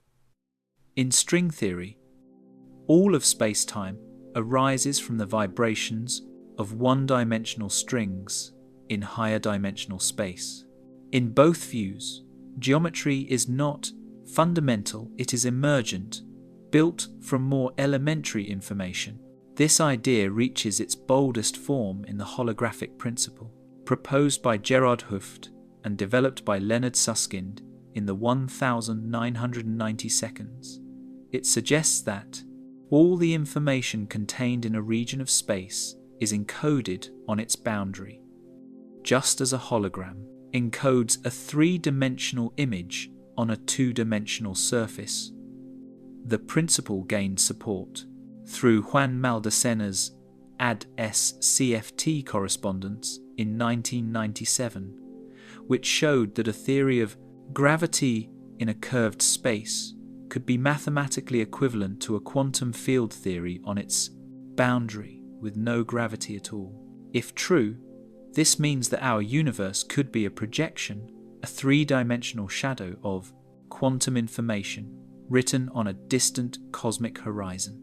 In such a picture, space-time itself, with its curves, wormholes, and gravitational waves, might emerge from entanglement, the fundamental connectivity of quantum states. Some researchers have even proposed that ER equals EPR, that Einstein-Rosen bridges ER, quantum entanglement, EPR, are two sides of the same coin. Every pair of entangled particles might be connected by a microscopic wormhole, knitting space-time together from the fabric of quantum information. In this way, wormholes are not just shortcuts, they are the threads of reality itself. When you look up at the night sky, you are not looking across an empty void. You are seeing the geometry of space-time stretched between you and the stars. Every photon's path is a curve through that geometry. Every second of your life is a trajectory through its depths. You are not in the universe, you are part of its structure, tracing your own geodesic through the same fabric that carries galaxies and light. Relativity teaches us that the cosmos has no absolute here, no universal now, no single map that everyone shares. Every observer draws their own coordinates, their own version of reality, consistent but incomplete. And yet, together, these frames weave a coherent whole, a living, four-dimensional tapestry that is the universe itself. In the end, geometry is not only the shape of space, it is the logic of existence. Gravity, time, and motion are all expressions of that geometry, the universe's silent language. Wormholes, black holes, expansion, all of them are how space-time speaks to itself.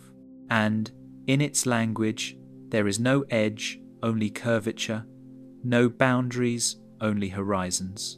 The universe does not sit in space, it is space, folding endlessly into its own infinity. Signals from the deep. The universe is not silent. Across the cosmic dark, it hums, glows, and vibrates with information. Every star, every black, a hole, every collision or burst of light sends a signal, a messenger traveling across space and time to tell its story. For billions of years, these signals have crossed the vacuum, and now, on a small blue world orbiting a modest star, we have learned to listen. Our first ears were simple: eyes, then lenses, then mirrors.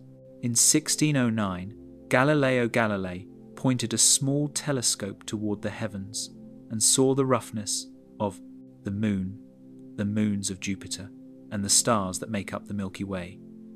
In that moment, astronomy changed from poetry to physics.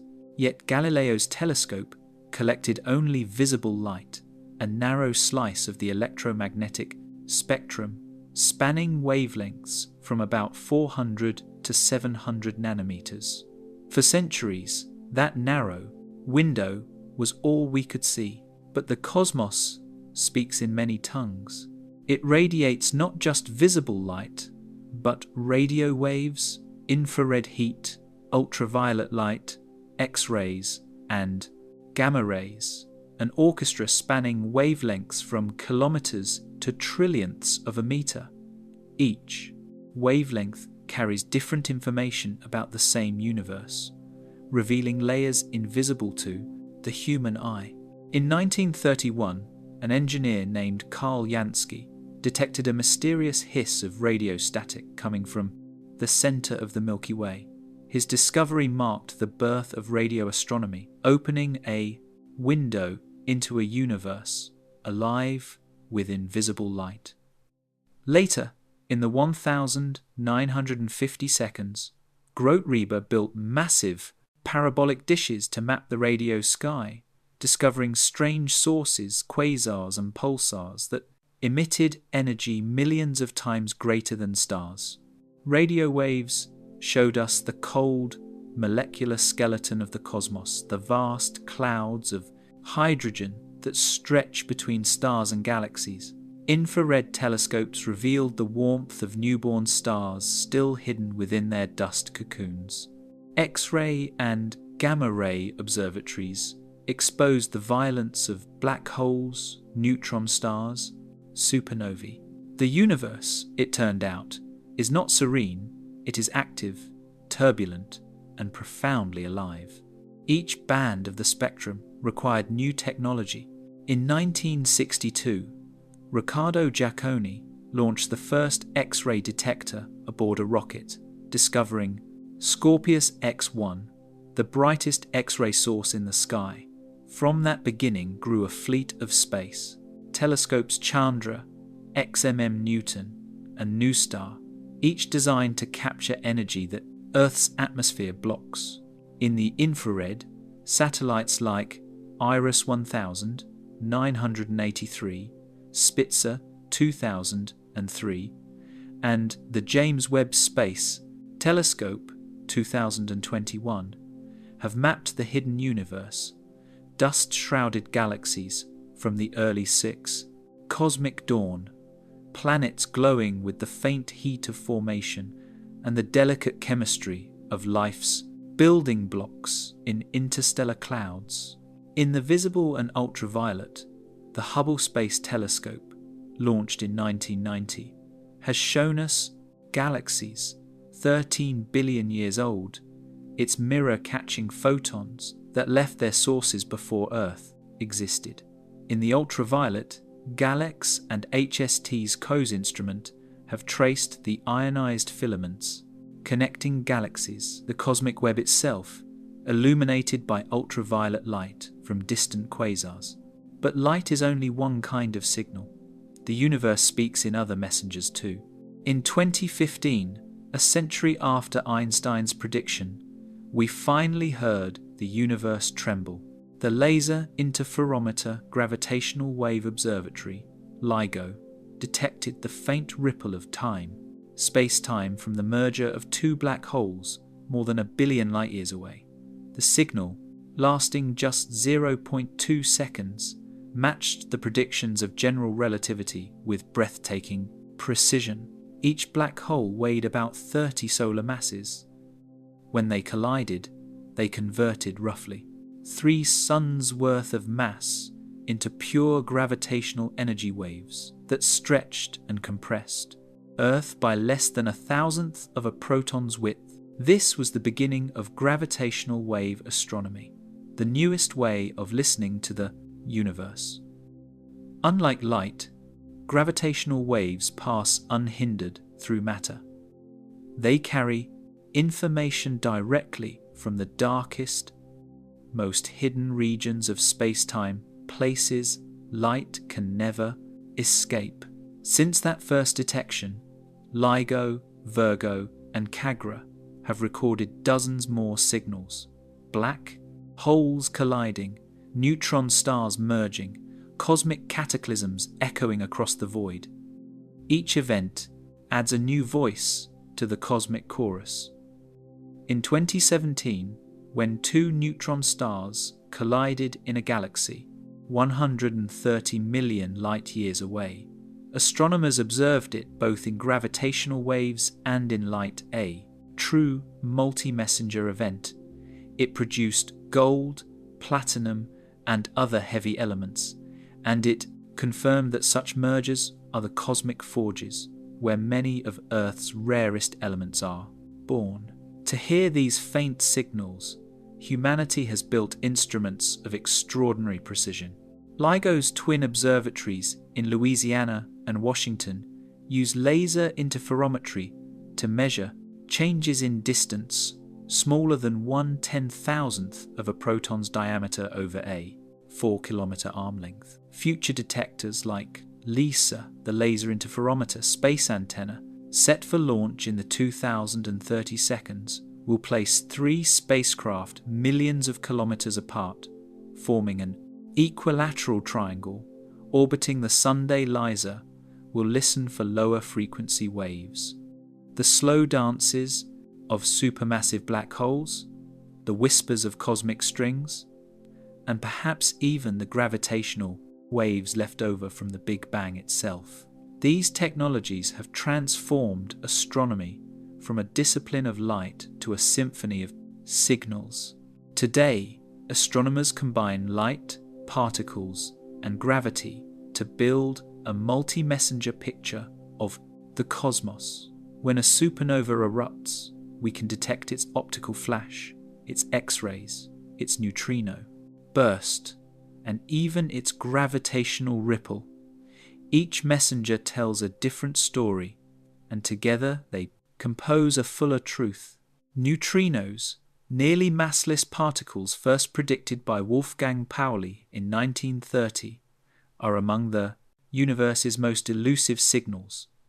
Produced in vast numbers in nuclear reactions, inside stars, and during supernovae, they can pass through entire planets without interacting. In 1987, the 1987 Kamiokande II and IMB detectors in Japan and the United States captured a handful of neutrinos from supernova 1987A, the first time humanity directly observed the internal collapse of a star. Today, detectors like IceCube, buried beneath the ice of Antarctica, monitor a cubic kilometer of frozen darkness for faint flashes of light triggered by neutrino collisions. IceCube has already traced ultra-high energy neutrinos to distant blazars, supermassive black holes, beaming jets of radiation across the universe. These ghostly particles, born in the most violent accelerators nature can make, tell us about physics far beyond the reach of any laboratory on Earth. And then there are the cosmic rays, high-energy protons, and atomic nuclei that strike Earth's atmosphere from space, discovered by Victor Hess in 1912. They, too, are messengers, accelerated by supernova remnants, pulsars, and perhaps even active galactic nuclei. Their energies exceed anything produced by human technology, some reaching 10 to the power of 20 electron volts. To study them, arrays like the Pierre Auger Observatory in Argentina cover thousands of square kilometers, watching for the faint blue glow of air showers triggered by these interstellar bullets. All these signals, light, gravity, neutrinos, particles, form the language of the cosmos.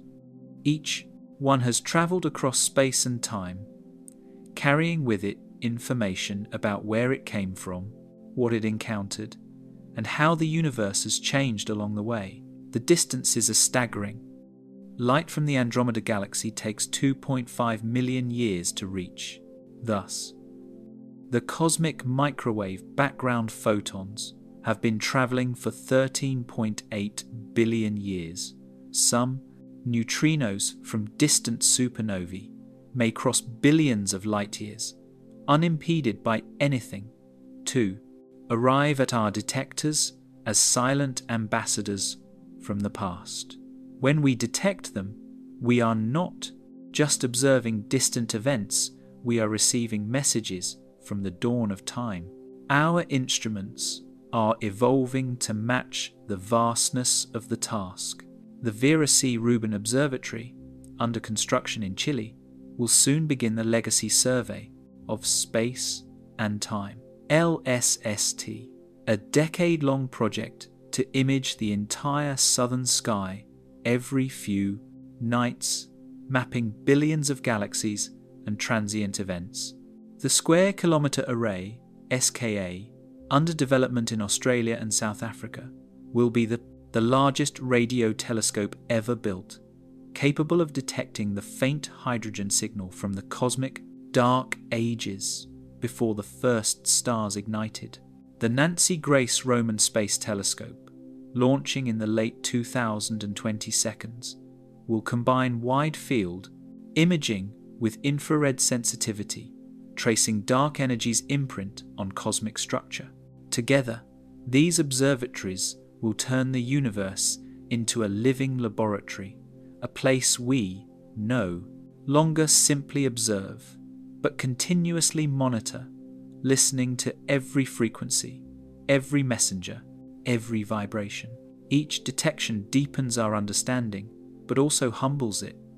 The universe's signals are faint and ancient.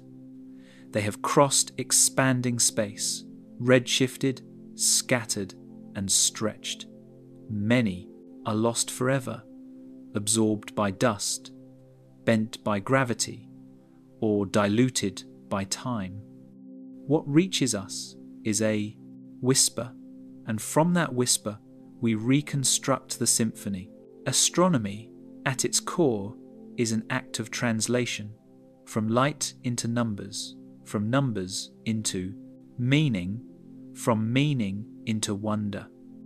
The signals we receive are not just data, they are the universe remembering itself.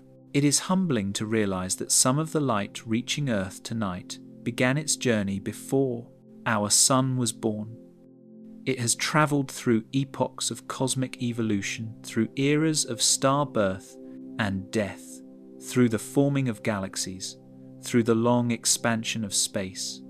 When it finally touches a detector or an astronomer's retina, the universe completes a story billions of years in the making, and we, fragile creatures made of atoms forged in old stars, have built the means to hear it.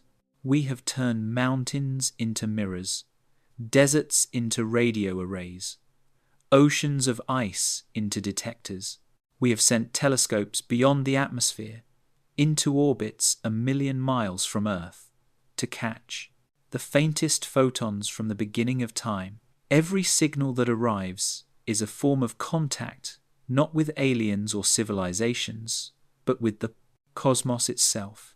When you look at an image from Hubble or listen to a gravitational wave converted into sound, you are hearing the voice of the universe speaking across time. It speaks in radiation, in vibration, in silence. And through the instruments we've built, that voice now has an audience. We are the sense organs of the cosmos, the means by which the universe becomes aware of its own vastness. To listen to the deep is to participate in its unfolding story. Every photon caught, every wave measured, every data point recorded brings the universe closer to knowing itself.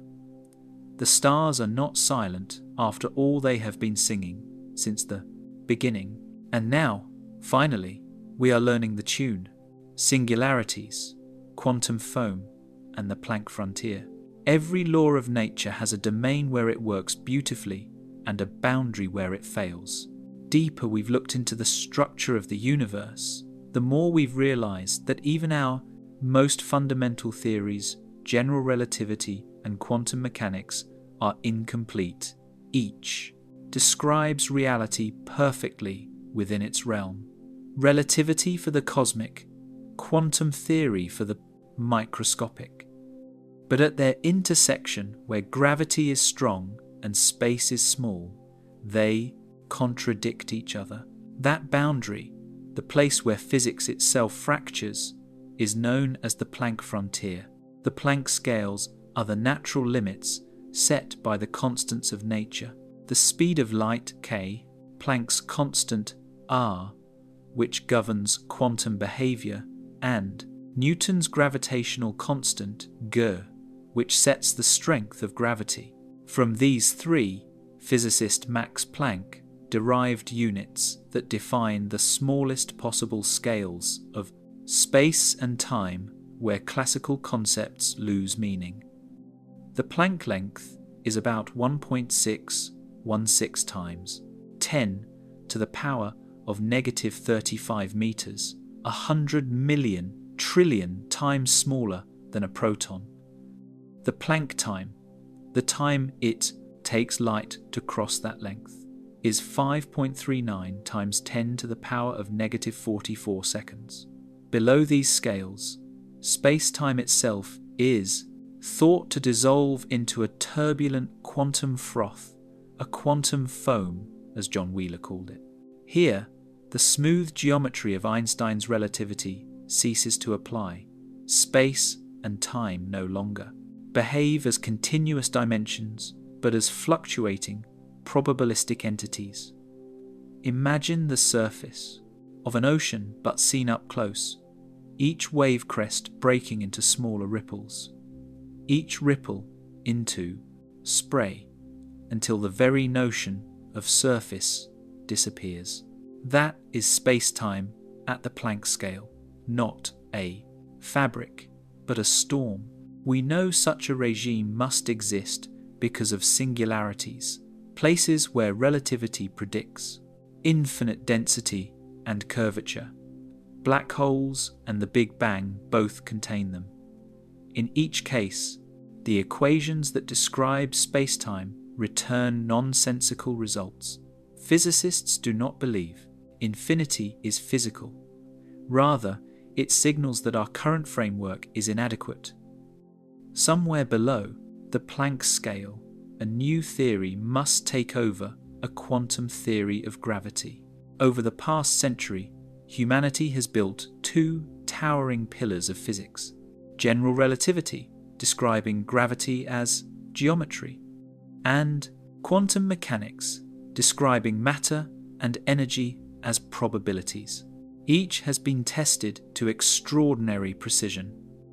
Relativity predicts the orbit of Mercury, the bending of light by gravity, the timing of pulsars, and the expansion of the universe, all correct, to many decimal places.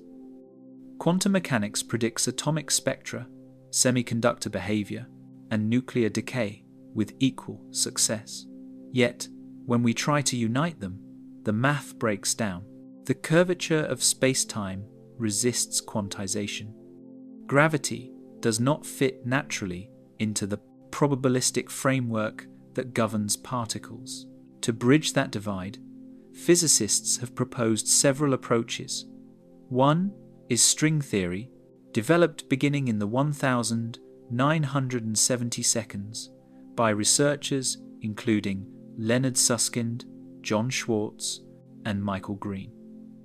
In string theory, the fundamental building blocks of reality are not point-like particles, but one-dimensional strings vibrating at different frequencies. Each vibration corresponds to a particle, an electron, a quark, a photon, and one particular vibration corresponds to the graviton, the hypothetical quantum of gravity. String theory's elegance lies in how it automatically includes gravity and unifies all forces within a consistent quantum framework. But it comes at a cost. It requires extra dimensions, usually 10 or 11 inches total, curled up into shapes known as Calabi-Yau manifolds. These dimensions are too small to detect, but their geometry determines the properties of the universe we observe.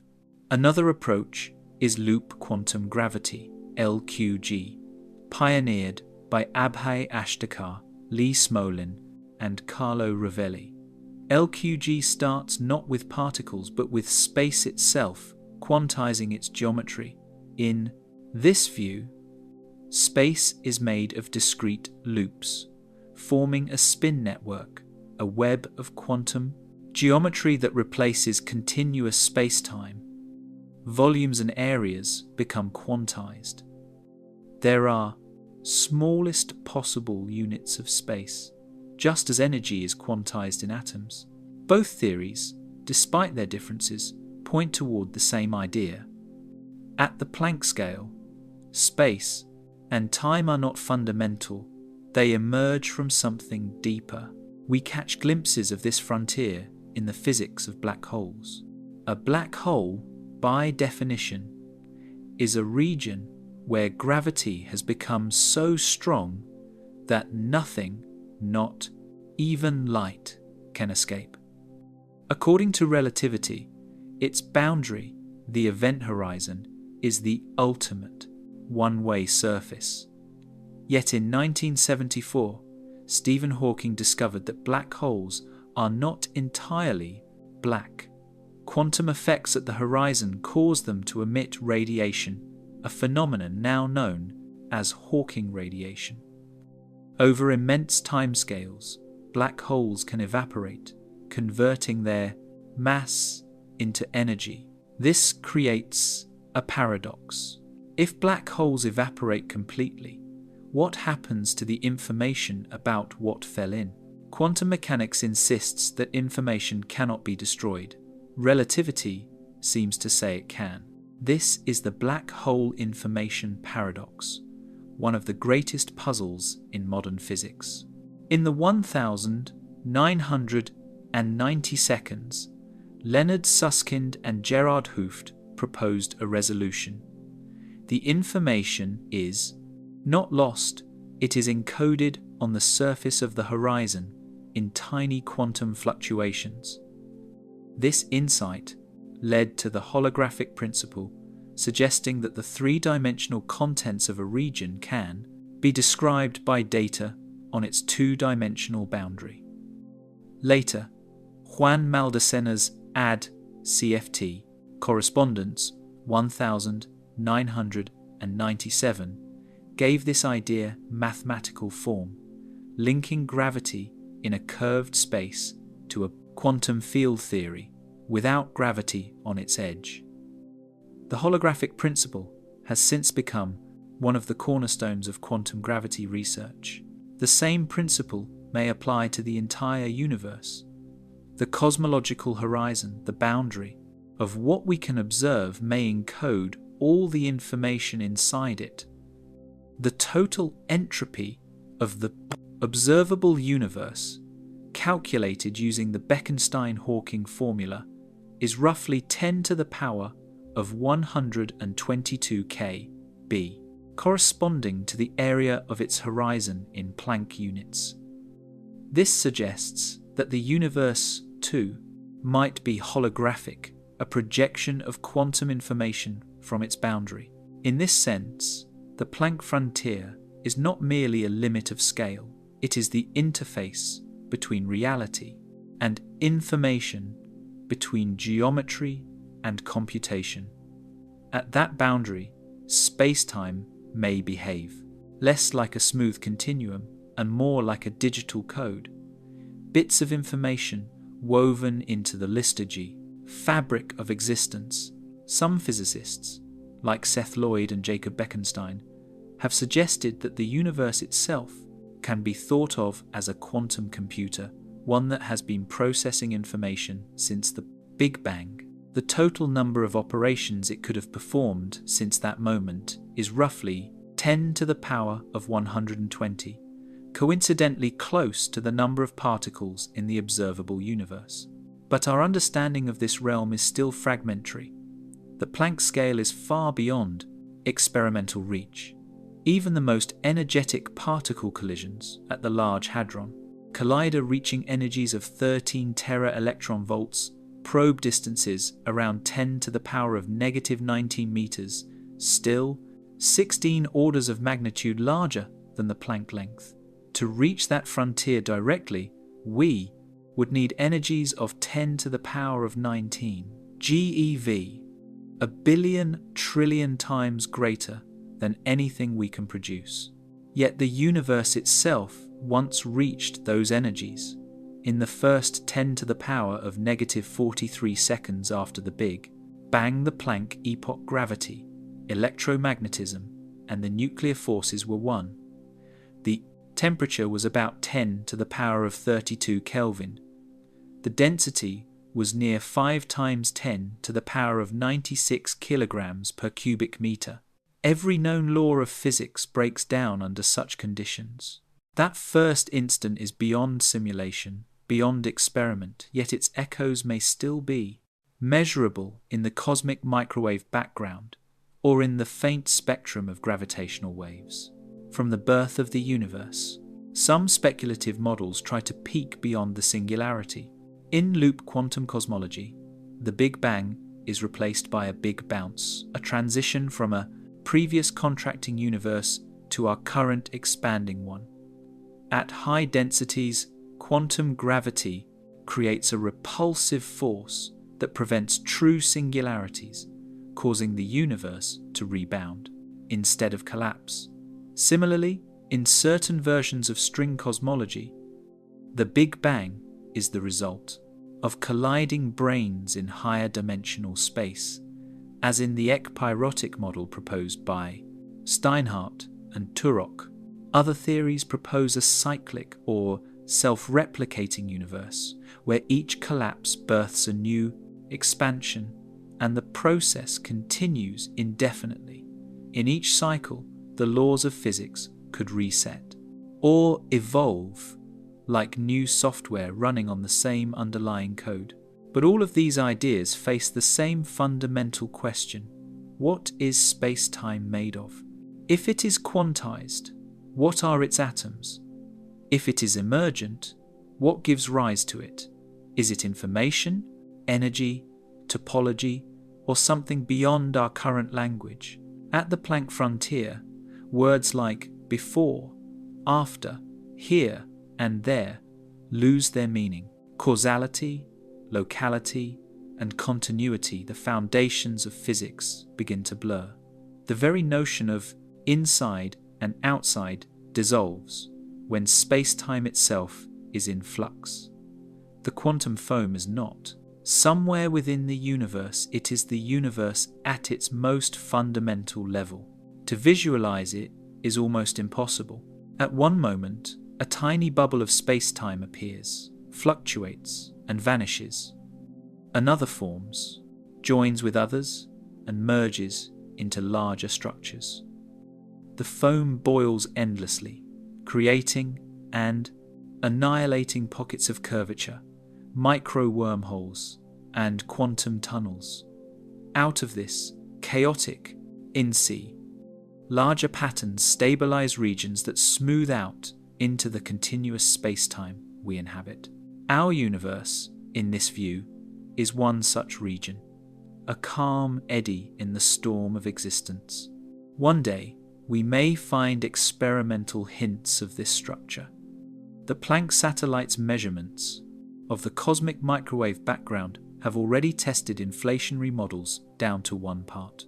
In 10 to the power of 5, searching for the subtle B-mode polarization patterns that would reveal primordial gravitational waves, ripples from quantum fluctuations stretched across the early universe.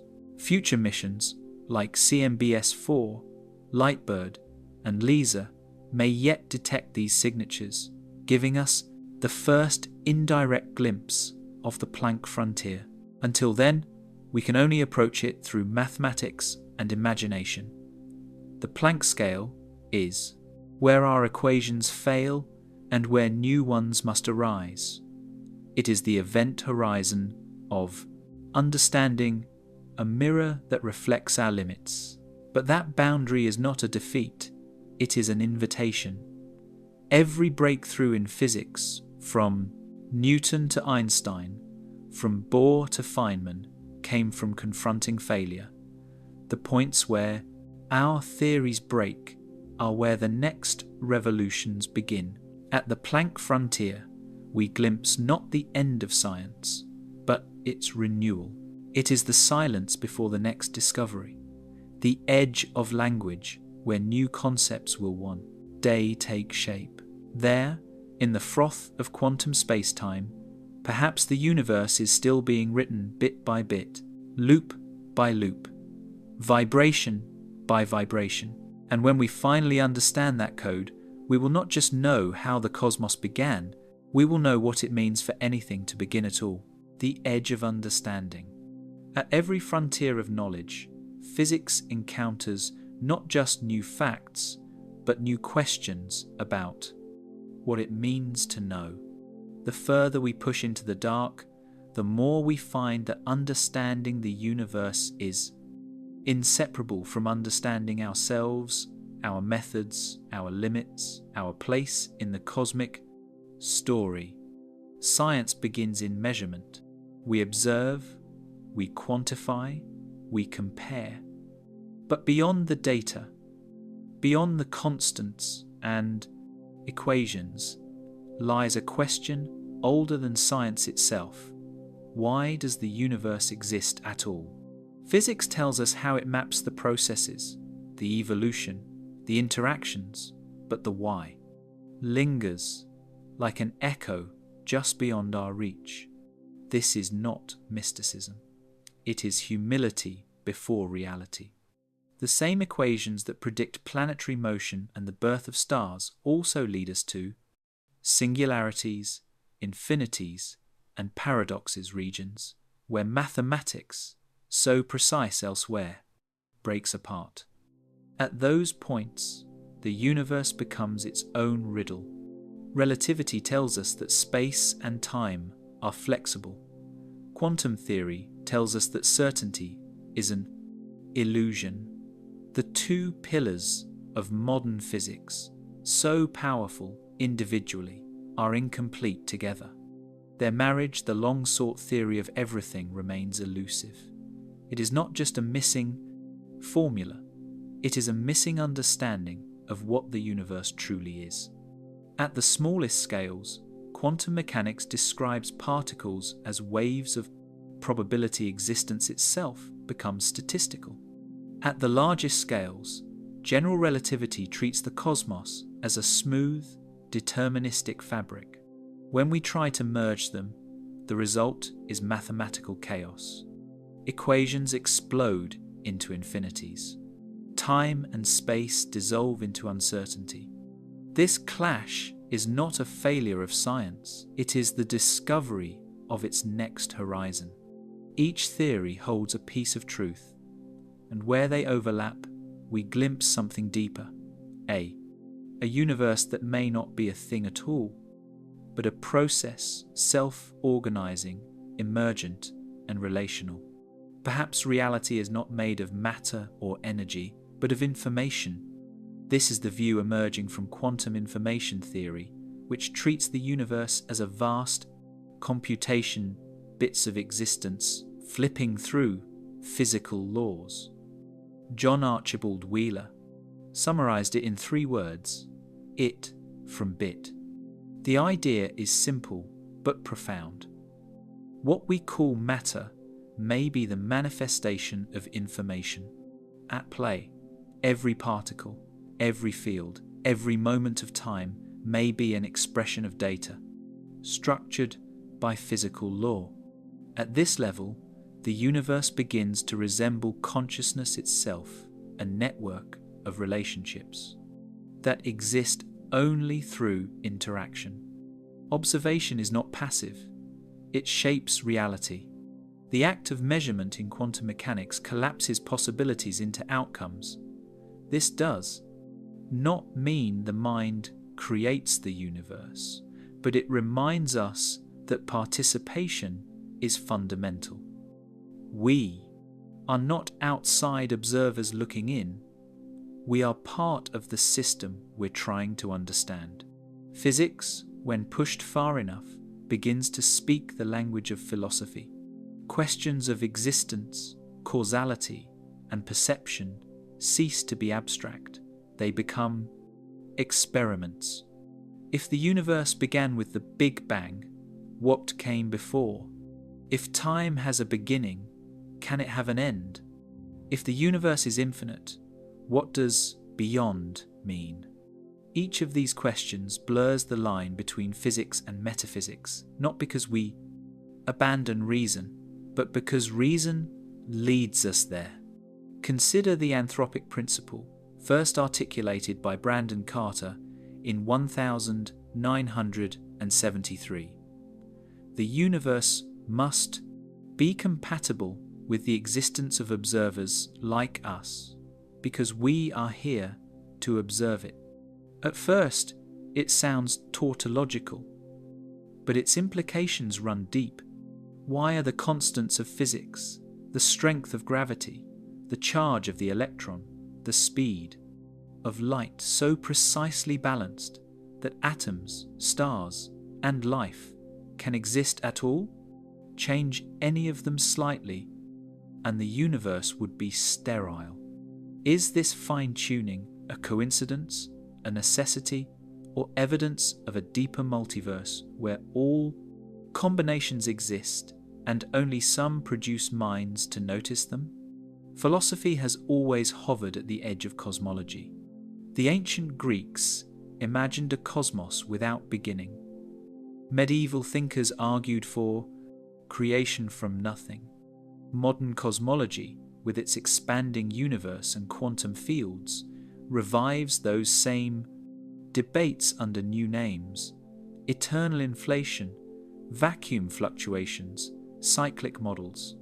Each theory seeks not just a mechanism, but a metaphysical answer, a way to reconcile the universe's existence with logic itself. Even the question of nothing is no longer simple. In quantum field theory, the vacuum is not empty.